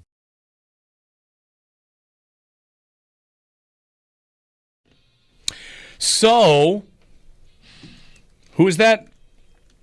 Patrick Johnston. Talking Canucks. And tease it going to the break. Bo Byram's name will be up in a lot of trade rumors. I think the Sabres should trade Byram, especially if there are teams out there that think he's kind of like Quinn Hughes. Yeah. You're right about that. So what would you like? You like Byram, and then what can we have in return? I feel like the Sabres, we've seen so many of their good players leave and have success. Kevin Adams might. Ready for this? Spin zone this all the way around to how this is good. Everybody that trades with the Sabres gets a player that then exceeds. Eventually, that market will be, guys, listen, you probably think he's a lot better, and poor old us, we just can't get the most out of him. So, price is going to have to go up a little bit. And then maybe Vancouver says, you know what, you're right about that. This is probably a better player. They're having conversations in their own building. This guy's probably better than this. Kind of like how when Cousins got traded, Ottawa treated him like he was some power forward, Selke. Yeah. And that's not reality, right? No, not at all. In fact, he's been a pretty poor defensive player his entire career. Yeah, but there's this reputation about... He's actually been a one-dimensional scorer at his best. Yeah. Not the other way around. So anyway, if anybody wants Byram, go for it. One thing about Byram that's interesting, when he plays with Dahlin, obviously he's better. When he plays with Power, they're pretty good numbers, but... the idea that he's a driver of play and a skating defenseman, I've seen some data that when he's on the ice, things don't happen. Right. Kind of nothing happens when Byram's on the ice. He's kind of just out there. And this reputation of him as some sort of, offensive, just, I don't know, it's just not really there unless he's with somebody. Yeah. Which is interesting because, you kind of have the combination here of what the guy says in that clip is factual. He does move well. NHL Edge stats from last year, speed bursts over 20 miles per hour. He's in the 91st percentile among defensemen in the NHL. He does move well, but it doesn't result in an impact on the ice. So what do you care? What was the clip in the Moneyball movie? If he's a good hitter, how come he doesn't hit good? Right. Byram shows that he has. This is probably why he went top 5 in an NHL draft. He is fast. He has a pretty hard shot. He puts up some numbers, but are you really getting a positive impact when he's out there? Not necessarily. And I feel like often in hockey, teams will fall for this guy can move and he's pretty good size and look at how hard that shot is. But you could trick a team into thinking that he's more valuable than he actually is. I mean, the numbers with and without Dahlin last year for Bo Byram, when he's out there, the Sabres generate, with Dahlin, the Sabres are great. Like, they're generating an elite amount of shots, an elite amount of expected goals, scoring chances, all of it. And then when Dahlin plays without him, all the numbers are exactly the same. Maybe they're a little bit better. And then with Byram, they're great. They're really good with Dahlin, and then they're horrific without him. Yeah, away from him, there's just nothing. So, I don't know. Like, he averages 27 shots a game per 60 minutes that he plays. But it's 32 with Dahlin, and it's 22 without him. So is that worth $8 million? No, not to me. Because I don't want to say put anybody with Dahlin. I don't want to play him with, Jacob Bernard Docker. But does this have to be the guy? And do I have to spend $8 million on a Dahlin partner? This sounds like the James Cook a guy that can only play with Dahlin? a little bit. But I do think the difference is Dahlin can hold up a guy who's pretty good that you don't have to spend $8 million on. And maybe you focus that money, knowing the Sabres aren't going to spend that on many other things, on a guy that plays with power. So I'm not saying Byram is a terrible player. I think he's definitely overvalued by some. We're starting to get some who is and isn't at mandatory minicamp reporting. Trey Hendrickson, not at Bengals camp, will not attend, wants a raise. Okay. He deserves one. He's making $16 million. He should probably make like $36. And he's like a year and a half into trying to get that raise. TJ Watt is not at Steelers mandatory minicamp. Okay. There you go. James Cook, we don't know yet. And there'll be no Jalen Ramsey today either. All right, there you go. 3 defensive players. Justin in Oneonta. Hey, Justin, good morning. Good morning, guys.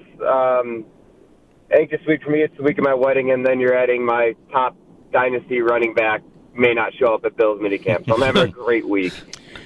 Justin, I asked I asked Joe a little bit ago because I have Cook in one important dynasty league to me, and I still feel fine about having him. I think he's going to ball out this year, and if he goes elsewhere, I think it's okay. Yeah, and then you add the fact that I'm hoping comeback player of the year J.J. McCarthy hits as my most relevant quarterback. But really, I wanted to talk about the Cook contract. I guess, obviously, we're not in the room, right? But why not hit him for, what the Bills think he's worth and then say, all right, James, we're going to put our money where your mouth is. Here's incentives to get you to Saquon Barkley money. Prove it. I don't know how that affects the salary cap if they were to do something like that. Let the player bet on himself within their own organization. But I know Pagula usually doesn't have an issue spending money on it. If he wanted more money, he'd dig another oil well. That was his quote when he bought the team. So right. Well, maybe that's the difference. Yeah, to the point about incentives, there is one spot that makes that a little bit difficult. So one of the ways that teams can use incentives is not likely to be earned incentives. And that's a really easy one. And all that really is if I understand this correctly, is, let's say a guy had 3 touchdowns. Like, hey, if you get 4, we'll give you $5 million. That doesn't go on this year's cap because that's considered not likely to be earned. Not likely to be earned is just you didn't do it last year, so it's not likely you'll do it this year. And that is something that teams use. If you ran for, as a running back, 200 yards, hey, here's a bonus at 500 yards. The guy bets on himself, hits that incentive. The problem with that for Cook is that those numbers are high. You can't really throw an incentive on there that's 10 touchdowns without it hitting the cap. And that's the other thing. I don't know how motivated they are to get the cap number down from where it is at 5. So there's so many moving parts here. I might have even kind of butchered all that a little bit. But the idea of incentives, it gets into more caponomics than anything. And for some players, that incentive can be so low they feel good about it. If you put a low incentive on a guy like Cook, then that's on the cap hit that year. And Bosa, Elijah Moore's got incentives. I just it gets kind of into the weeds about how you want to do the money of it. And I'm not sure that the cap implications have really anything to do, I shouldn't say anything, with Cook, because if they extend him, they can, defer some of that cost down the line pretty easily. Which I do think they need a couple more million, don't they? Hasn't that been out there? That they need like a little bit more for just operating costs or whatever they would call it for the season? Right. And a very easy way, I say easy, but one of the top ways that they could create space would be extend Connor McGovern, who's got a $9 million cap hit. Extend him and drop your number. Yep. Cap tracker. The Bills, as of right now on cap space, have $2 million, the lowest amount in the NFL. Okay.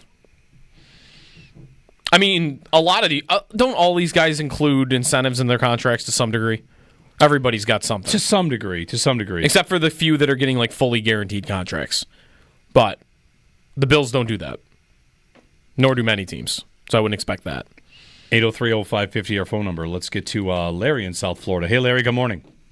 Hey, good morning, guys. I do want to talk about the Sabres and what I heard on the NHL Network on the morning skate. But before I do, I got to chime in on this Cook thing. Number one, I would not pay him what he wanted. I know he scored a lot of touchdowns, but if he was worth what he and his brother claim he's worth, wouldn't you on 3rd and 1 and 4th and 1 in the AFC Championship game spread out your offense a little bit and get away from that crazy tush-push twice in a row and give it to your $12, $13, $14, $15 million running back? Again, instead of that, I would much rather see Buffalo get a pick for him. And ESPN reported yesterday that the trade that they would love to see is Hendrickson to the Bills for just a second-round pick. Now, I don't think there's any way in the world Cincinnati would do it, but if they did, I'd jump on it because Cincinnati, I'm that guy that is still afraid of Cincinnati because of Burrow and those darn receivers. But if we have a Trey Hendrickson on our defensive line, because Bosa's injured, and again, we can already see what's happening there. But if you have Hendrickson, that takes some of that fear away. So I'd love your comment. But before that, I want to talk about the NHL Network this morning. They were talking about how Florida was built through draft picks and patience and acquisitions and patience. And all I'm thinking is, oh, my God, how much more patient can we be? And on the chat in the bullpen this morning, I was texting, and I said, it seems to me that we have the scouting department that either recognizes the talent through draft picks and free agency, and I've talked to you guys a lot about this through the years, especially over the last 14 years, even before Joe left high school. We don't seem to know how to develop it, and we don't seem to know how to put it on the ice at the right time in the right positions with the right people, but everyone else does. So these guys that are leaving, like McNabb, for goodness sakes, I mean, this guy is great, in my opinion, on defense. But all the players last night that used to be with our organization or we even drafted that were flourishing, it makes me happy to see it, but it also makes me sick to see it. So I'm hoping that this new guy that they just brought in to help Adams is actually really good, and I hope this either pushes Adams out or gives him a place in the organization that can, I don't know, I mean, I really don't understand what his value is, but help this organization because 14 years, it's inexcusable, especially in the NHL. But I'd love to hear what you guys have to think on both those topics. Well, I definitely don't think they were patient. I think we've talked about Florida a lot, that they were aggressive and they made moves and they drafted like a couple of guys on their team. Yeah, that's the kind of thing that's said about literally every team. And I'd like you to actually tell me which team wasn't patient. That won. Florida. No, that's what I'm saying. Like, yeah, right. Find me a team that wouldn't be credited with being patient. Vegas. I guess Vegas is it. Vegas is definitely not patient. But Vegas wasn't patient. They got to the Cup final in their first year. They didn't have to be patient. We're already here. We've arrived. Yeah. Who has not been patient? You're always going to get credit for being patient. Was Edmonton patient? McDavid was drafted almost 10 years ago. Mm-hmm. They've been pretty good the entire time. They had a playoff miss here or there. He got hurt once. Florida's made the playoffs each of the last 6 years. Right. Where are they patient? Like, I mean, Barkov was drafted a generation ago, 10 years ago. They blew it up to some degree, blew it up after they won the President's Trophy. 122 points, yep. And then the next season went to the Cup final. Yeah. So, Right, that's but to the point about the Sabres and comparing them, like, as we've been saying, like, the Panthers just they look like one of the smart teams. They look like they know who the good players are before you do. And to connect that to our conversations that led the segment, if the Sabres with Jarmo Kekalainen and Still Adams and this front office, if they want to start acting like that, then I think you need to see them recognize that they got to trade. That they should be trading Bo Byram. That's one player where they should look at that and say he checks all the boxes physically, but the impact isn't there, and we're not going to get fooled by that because the Sabres got fooled for how many years with Rasmus Ristolainen? Like 8. Who checked every box physically. Big, strong, fast, played all the minutes, in crazy good shape, looked the part. He stunk the whole time, and they got tricked by it for a decade. He was drafted in the top 10. So, like, to me, a dumb team looks at a player like that and goes, "Oh yeah, look at that. Look at all the things he can do. That's gonna be a really good player for me." And I think you could easily do that with Bo Byram. And I feel like a smart team is going to say, "No, I'm going to get something for him, and I am going to not play him 22 minutes a night anymore." That's you want them to start acting like Florida? That's the first step. The first thing they should do this summer is trade Byram. That's what I would do. Then Peterka too, or no? I don't know. What does a smart team do with Peterka? They probably sign him, right? I don't know. I can't. Like so many fans, I'm just kind of like, whatever you do. Burnt out? Whatever you do, just do something. Whatever you do. On Trey Hendrickson, I just don't think the Bills have a chance. They have. Yeah, I wish they did. If they were to get Hendrickson, that means they're trading away AJ Epinesa. They have to trade away a defensive end. They would have far too many. Can I ask though? We kind of assume that the Bengals wouldn't do it. We don't know they would. We don't know that. I just like some teams do make trades with rivals when they shouldn't. The Bills did it last year. Boston traded Marshawn to Florida. Right. I've been thinking about that. Those two teams hate each other. I've been thinking about that. Like maybe somewhere else. I mean, the Eagles once traded Donovan McNabb in the division. Right. So I do agree with you that like if I were the Bengals, I would not talk to the Bills. I would not talk to the Chiefs. I would not talk to the Ravens about him, and I would talk to the other 27 teams and get something really good. But not every team will automatically do that. That's right. Well, let's be real. All right, if they would be willing to trade Hendrickson to the Bills should offer a first. Whew. Really? Yep. Not a second. A first. Yep. But I don't think they'd be willing to. Pay the first-round price? He's a top 5 pass rusher in the NFL. Yeah, he is. If they would have done that, you just wouldn't have done the Bosa deal, and we would have offered a first. If they traded a first for Trey Hendrickson at the start of the offseason, wouldn't we say the offseason's a success in the same way?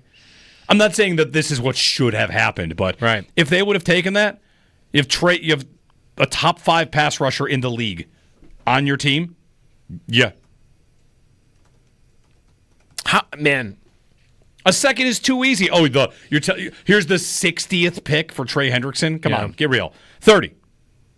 He's 30 years old. Could you get 3 years out of him? I think I want to not care about that personally, but you don't often see players at that age traded for first-round picks. That's right, you don't. Generally, it's a guy. How old was Diggs when the Bills traded for him? 25, right? How old was Odell Beckham when he got traded to Cleveland? Was he 24? Yep. How old was Jalen Ramsey when he got traded? But this is in his 20s. To me, there's a little bit here of like the difference between the Bills and the Sabres. The Sabres, and I know I'm making this Hendrickson to the Bills and Sabres point, so this is going to be a journey. Uh-huh. But for the longest time, the Sabres have been afraid to trade for anybody that is old at all, Oh, he's too old for us. He's 25. He's not in our timeline. He's 28. He's not in our timeline.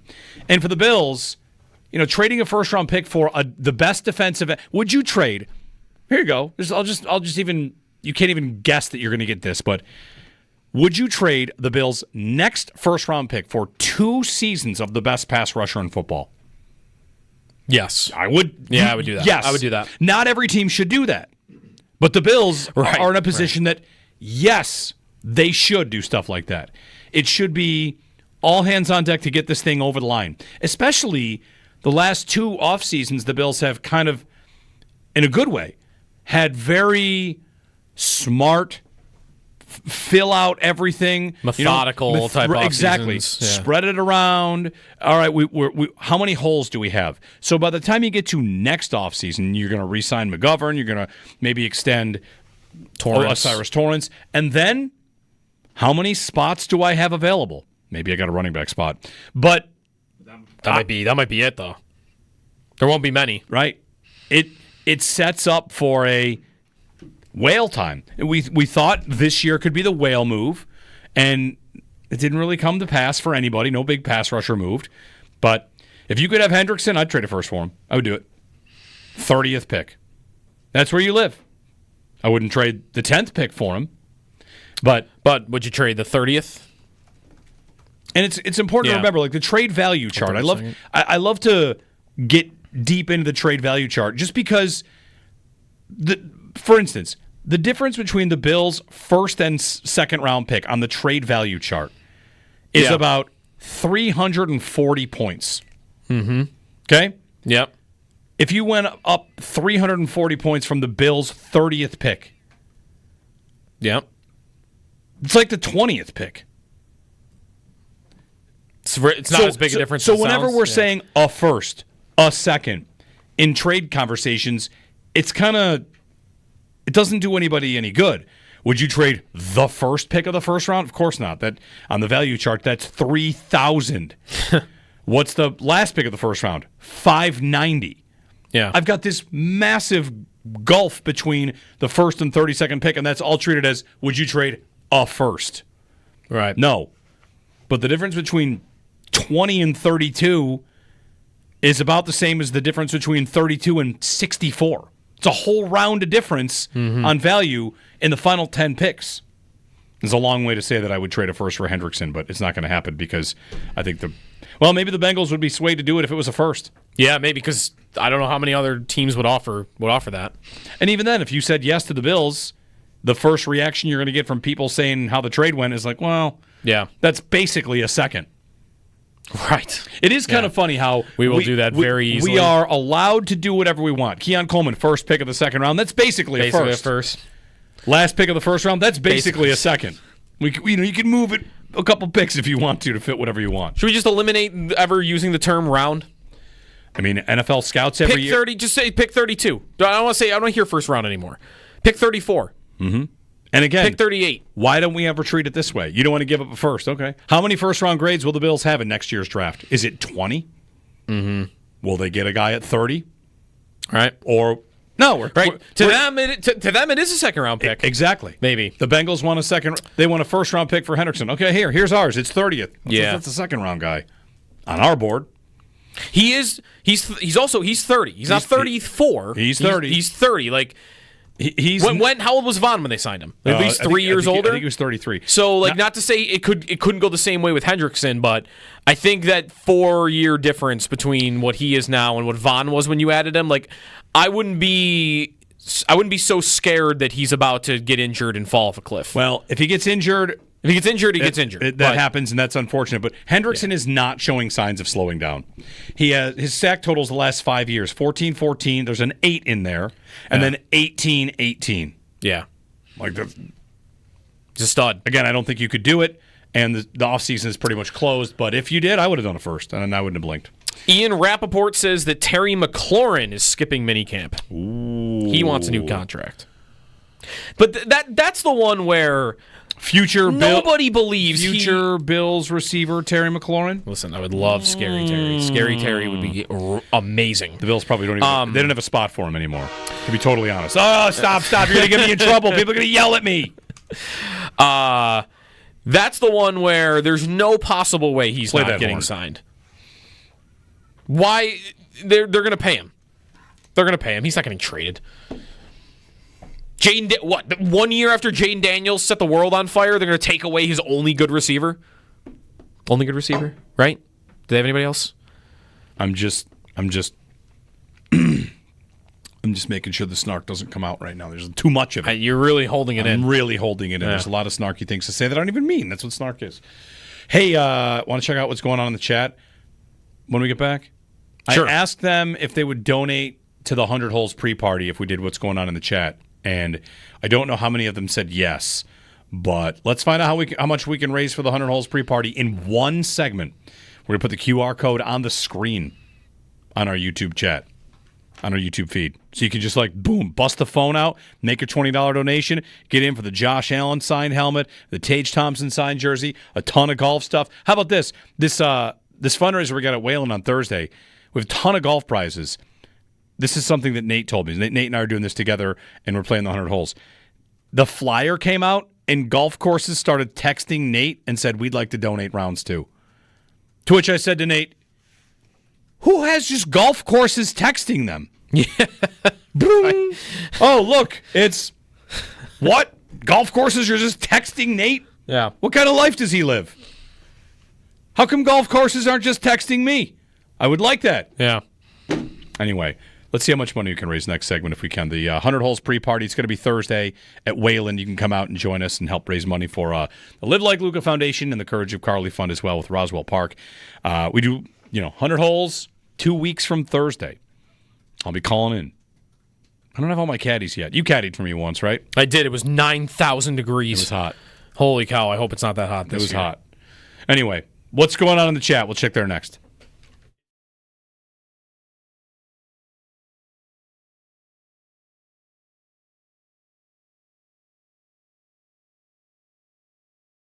We heard the report from Adam Schefter.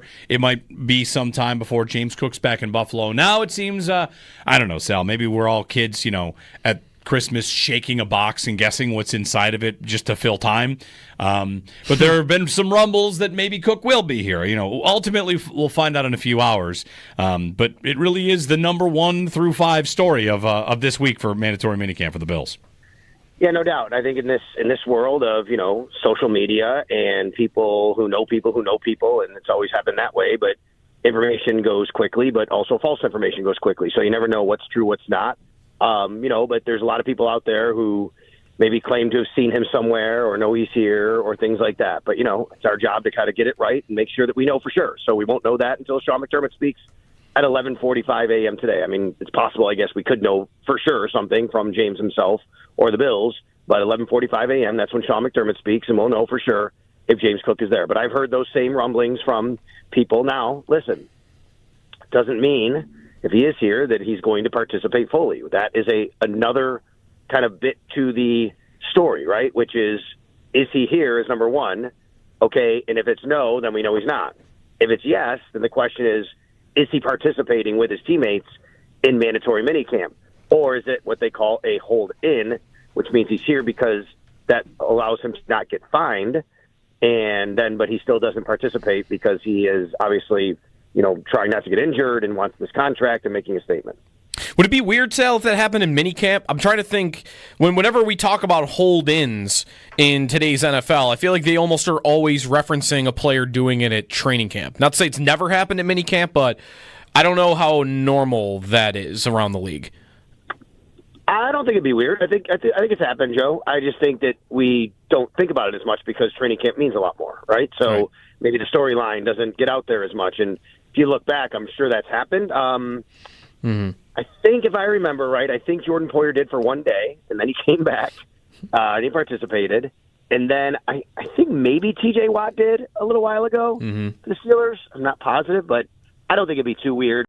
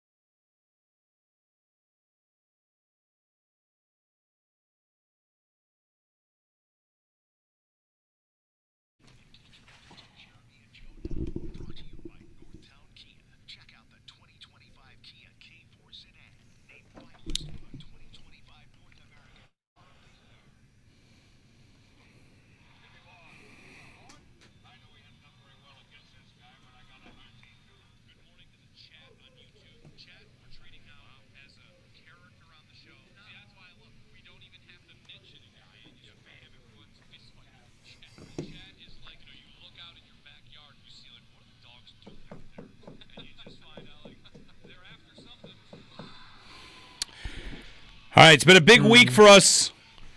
Those of you watching on YouTube, the James Cook saga, we got some viewers. We'll see if Cook is in attendance at mandatory minicamp around the league. So far, the list is Terry McLaurin, TJ Watt, Trey Hendrickson, Jalen Ramsey. Yep. Not at their mandatory minicamps. Oh. Will James Cook enter the mix? We'll find out. All right, so what's going on in the chat? A couple things going on in the chat. We're trying something here. Every once in a while we do stuff, fundraising stuff. The Ride for Roswell, you can join Bulldogs team, the Ride for Roswell. I've got my 100 holes coming up. 100 holes of golf at Wanaka. We walk, we play 100 holes. It'll be my 6th year doing it. And this year we decided to put on a pre-party. Mm-hmm. So Thursday night we'll be at Wayland, and we got a lot of stuff to raffle off. That's autographed gear from the Bills and Sabres, donations from the Sabres. They gave us a Tage jersey. It was signed to put in this raffle.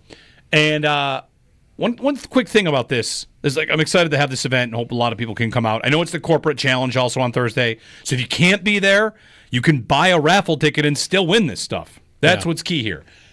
I decided last time we did something like this, Joe, that you could auction off a Josh helmet, but then it's just someone with a lot of money gets a Josh Allen helmet. Right. Rather than everybody having a chance. Like, maybe you'll win it. Yep. I'm not going to be someone that spends $2,000 on a helmet. Right. But I might spend $20 on a raffle ticket. So, the way we're doing this is the link is pinned at the chat on our YouTube page. If you log in and pop us on YouTube, go to the chat. Top of the page is the link to the Roswell Park site, the 100 holes. You can click there. Any $20 donation works. And Owen has actually put the Venmo link up. Let me see if this works. It does. Yep. Look at that. So how much can the chat, YouTube, raise in 6 minutes? There's your challenge. Ooh. Those of you listening on YouTube. And if you're not listening on YouTube, pop onto our YouTube page right now. It's never going to be easier. Just take a picture of your screen. If you're on laptop, you're on a smart TV. Let's say hopefully you're not using it on your phone already. On your phone, though, you might be able to just actually touch it. You can do that. Like if you just touch it and it opens up? Sometimes that'll work. Okay. I can try that right now. Right? Why not? And we'll see how much we can raise in the next 6 minutes. Every $20 gets you a raffle ticket into this big drawing with the Josh Allen signed helmet and the Tage signed jersey. Tons of golf at. Nate's been lining up, like I said, lining up the golf courses. So, and then it's in the top left corner. Owen's moving it around. There it is. Bam. Yeah, you just QR code that thing. To take a minute break from debating if you'd rather have Keon Coleman or Trey Hendrickson, which is an easy question to answer anyway, and hit that Venmo. Flap just suggested to screenshot the thing, and then you can click on the QR code that way if you're on a phone. Yep. Right. Like screenshot the live stream. That'll work. It works. I'm seeing if it, go full. Yeah, all right. Full screen on the laptop, you can do it. Donate. Every $20 is a ticket to every single drawing. Also Thursday night when we're out there, Game 4, Edmonton and Florida Game 4. Yeah, so that's right. We got some hockey to watch. 8 o'clock for that. And the forecast is looking pretty good. So the patio will be nice. Yeah, patio will be very nice. Mm-hmm. It's beautiful. If you've never been there, too, this is a great opportunity to just check it out. Yes. Because the place is beautiful. And really good. If enough money is raised, Nate and I will sign the poster with the picture of us where he chose the worst possible picture that he possibly could. And you could take that home. And you have to promise not to autograph over your part of the picture, because that's the best part of it, of course. Yep. So anyway, there you go. Right to my Venmo, and I'll deposit all the money in the 100 holes. You know what's not in my Venmo right now? Not yet. $5 from you. He's not there yet. From James Cook. He's not. He's who knows where he is. His hotel, his empty house. Yeah, and if you don't have Venmo, again, go open up the chat, and the pinned link there is my page. You can do that. He's not at training camp. He's not at OTAs yet. Or, sorry, minicamp. Jeez. We got 3 different terms for 3 different types of Bills workouts where they're not wearing full pads. Is there anything on here that we can just cancel out so that we don't even have to make a transaction? I mean, there's got to be other things that are ready to be paid here. I mean, Terry Pagula refers to Sean McDermott as one of the best coaches in the NFL. No, that's what I'm one of. Quote, the best coach in the NFL. Fair enough. I'm still sitting on that. Yeah. That's a long-term investment. I feel good about that one. McDermott will have a bottom 10 defense. Yeah, we're waiting years on that one. You don't want to cancel that one? Nope. The home opener one, we have to wait a little longer. Bean says wide receiver train. I'm not giving up on that one yet. I think you are toast I'm not giving on up. that one. I'll troll him on it. I think you are dead on it. I'll say it at camp so much that he gets mad about it and says it at me. And then I'll be like, thank you, Brandon. I needed that $25 from Joe. I would offer you... Brandon Bean just says it. I get $25. I'd offer you 20 to buy out for that right now. Why would I ever buy out? Because you're not favored for that. It's a no bet. We used to. Also, is that bet forever? Yeah, until he's not the GM anymore. Alex Tuck is the next Sabres captain. That's got to go. Right? That one's got to be gone. I need to spend time erasing that one. Jeff Skinner takes a shootout attempt. Still never has done it. Will Jokic play in his 40s? Will Dallas extend Dak, Lamb, and Parsons? Can we agree to cancel that one? Which one? Will Jokic play into his 40s? We're going to have that up there for 10 years. How much do I win if he doesn't? $5. Inflation adjusted, though, it says. I'll keep that bet. But the problem is when was that bet made? That's a good question. Gene Steratore. See, that's a problem. We didn't write a date down for when it was written, so we don't know when to adjust it to. Will Belichick win another playoff game? That's the afternoon, guys. That's got to go, right? Probably has to go. He could win a college playoff game. No, that can't possibly count. I've never wanted anything more. That can't possibly count. The language says, will he win a playoff game? That is true. It doesn't say NFL playoff game. I'm a textualist. What can I say? It says playoff game. Yeah. All right. Well, there's nothing really we can cancel out then. So, unless you want to buy out. You don't want to buy out for the Bean wide receiver train bet? No way. He's never going to say it. He's going to draft a receiver next year. By the way, for the Jokic one, if it was way. made in 2023, you've already accrued 26 cents. Aha! All right. I don't even want it, though. How old is he, Jokic? I don't want the change. 29. Okay, so 30. I can go 10 more years max. What will $5 be worth from 2023? What will $5 be worth in 2035? Because that's the most I can make. It's going to be like $6. But so that's the most I can make? Yeah, I think that should go. Although he really could just... If you know anything about that guy, he could retire next year because he misses his horses. True. In Serbia. He just wants his horses in Serbia. That's all he wants. So... He could just... Jordan went to go play baseball. He could just go do, horse racing. Yeah, he's not one that strikes me as a big love of the game guy. No. Did you ever see the interview after he won the championship? Yeah, he's like, it's like, oh, it's good. This is over. I can go home now. He's like, I had a good day at work. And then in Thanks for asking. the post-game presser, they ask him about the parade, and he realizes there's a parade. He's like, when is the parade? He's like, Thursday. He's like, no, I need to go home. Right. He's hilarious. Yeah, Jokic really is the guy like, hey, we won some major awards at the office. Great. Sounds awesome. Right. I'm on vacation next week. Yeah. 803-0550. When we return...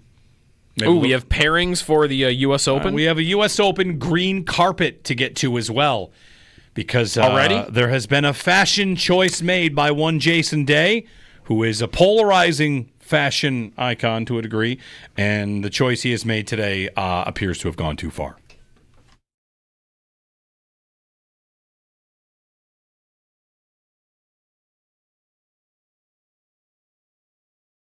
Heard the report from Adam Schefter. It might be some time before James Cook's back in Buffalo. Now it seems, I don't know, Sal, maybe we're all kids, at Christmas shaking a box and guessing what's inside of it just to fill time. But there have been some rumbles that maybe Cook will be here. Ultimately we'll find out in a few hours.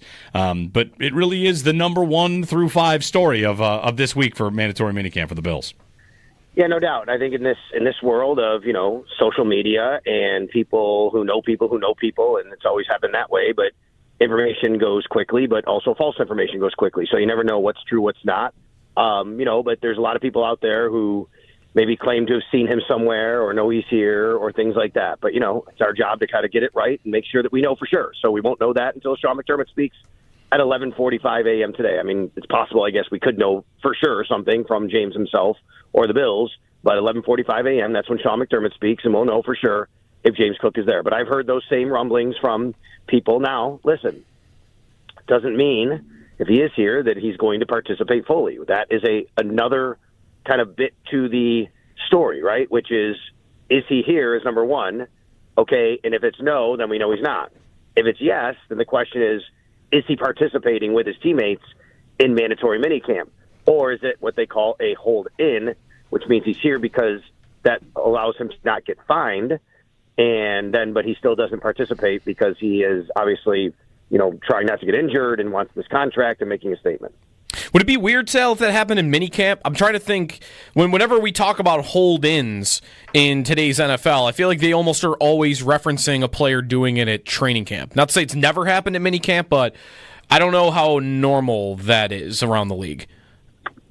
I don't think it'd be weird. I think it's happened, Joe. I just think that we don't think about it as much because training camp means a lot more, right? So maybe the storyline doesn't get out there as much. And if you look back, I'm sure that's happened. I think if I remember right, I think Jordan Poyer did for one day, and then he came back and he participated. And then I think maybe T.J. Watt did a little while ago for the Steelers. I'm not positive, but I don't think it'd be too weird.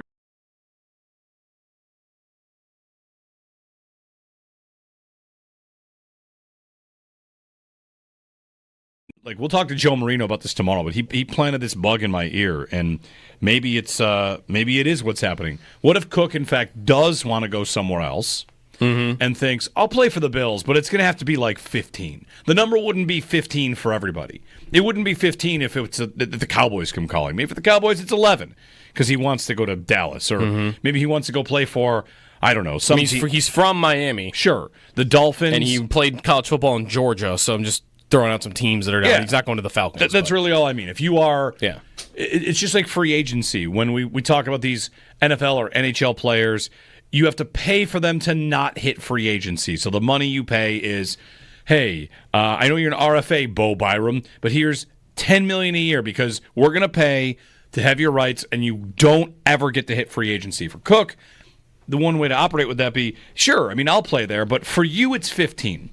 And if it's not 15 here, what the Bills would be doing would be buying his unrestricted free agency because you're extending him. Right. If you're Cook, I'm not saying you're right that you're going to get 15. He might want to see what he could get, and the buy it now number for him is 15, and he's more than happy to say, all right, well, I'll just play it out and I'll hit the market.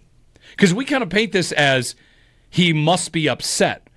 And, if he shows up to mandatory minicamp today, do we have to put that aside? I guess we have to wait to see if he works out at training camp and everything. Right. But it's very possible that he's not upset that they haven't met that number because that number is simply being used as a convince me not to hit the market number. Right. And if it was his prerogative to go, if he's got a couple of teams in mind and maybe he would prefer to go to a different offense or a different team or whatever, for whatever reason. If that were true, then what reason to hold out would he have? Right. Well, so far he's not holding out. Because if he really doesn't want a contract from the Bills that bad, if that were true, then what's the point of not showing up for things?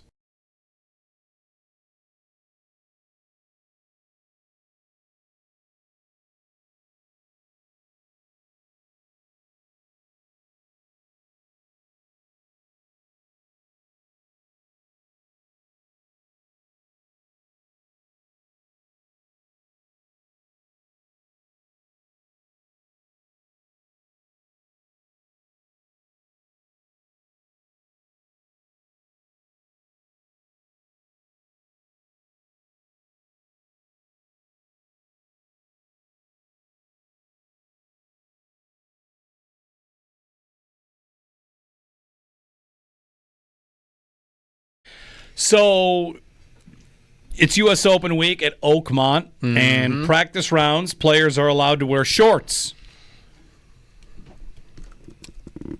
Who is Jason Day? Jason Day is he Skip Bayless? Who's the most polarizing figure in sport? LeBron? No. Is he Tebow?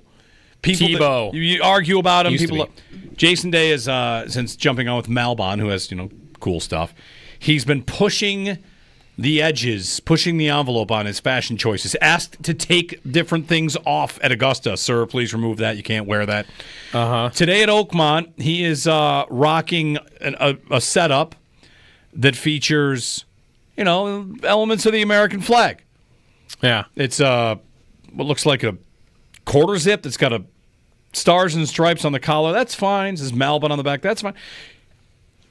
I think he's wearing swim trunks. American flag swim trunks. If you're seeing on the field, they do kind of look. Listen, it's like he could jump in the lake. They're American flag shorts, and I'm saying I think they look like swim trunks. Something about the look of the fabric, to which someone in the chat said, that's one of the only places you can get away with swim trunks, the beach and the golf course. No. Who's wearing...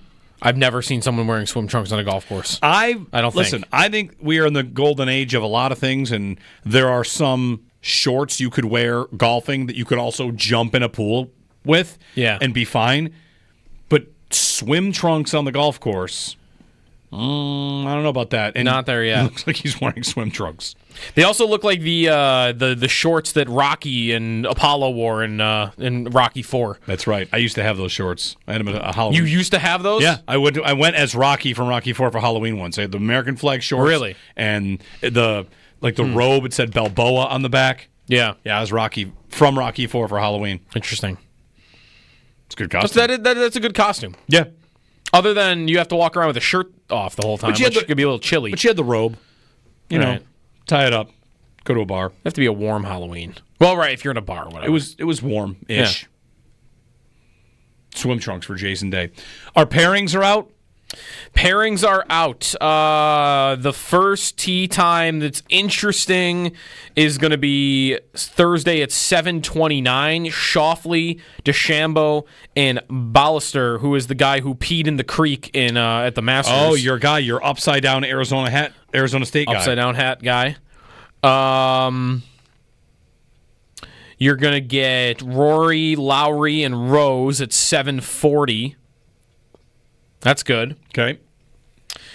Cam Smith and Mickelson at 8 o'clock. Did you see the highlight of Mickelson's shot that he hit in at Live the other day? He played like a trick flop shot up over his shoulder onto the green into the hole. cup. He wasn't even facing the hole. No, not even close. It was nuts. He wasn't even close to facing the hole. I also saw a video of Mickelson giving Bryson tips in the sand, which I thought was kind of amazing because of all the players I know who are amazing out of the sand, Bryson's at the top of the list. Yeah. Bryson out of the sand is amazing. Yeah. He won the U.S. Open with a shot out of the sand from distance. Mickelson does a lot of... He does a lot of online stuff. Well, like I've only watched... There was one golf stream that Josh Allen was in that I watched that he was in. And they do a lot of tip stuff throughout that. Mickelson, I think, does a lot of things differently than a lot of pros do right now.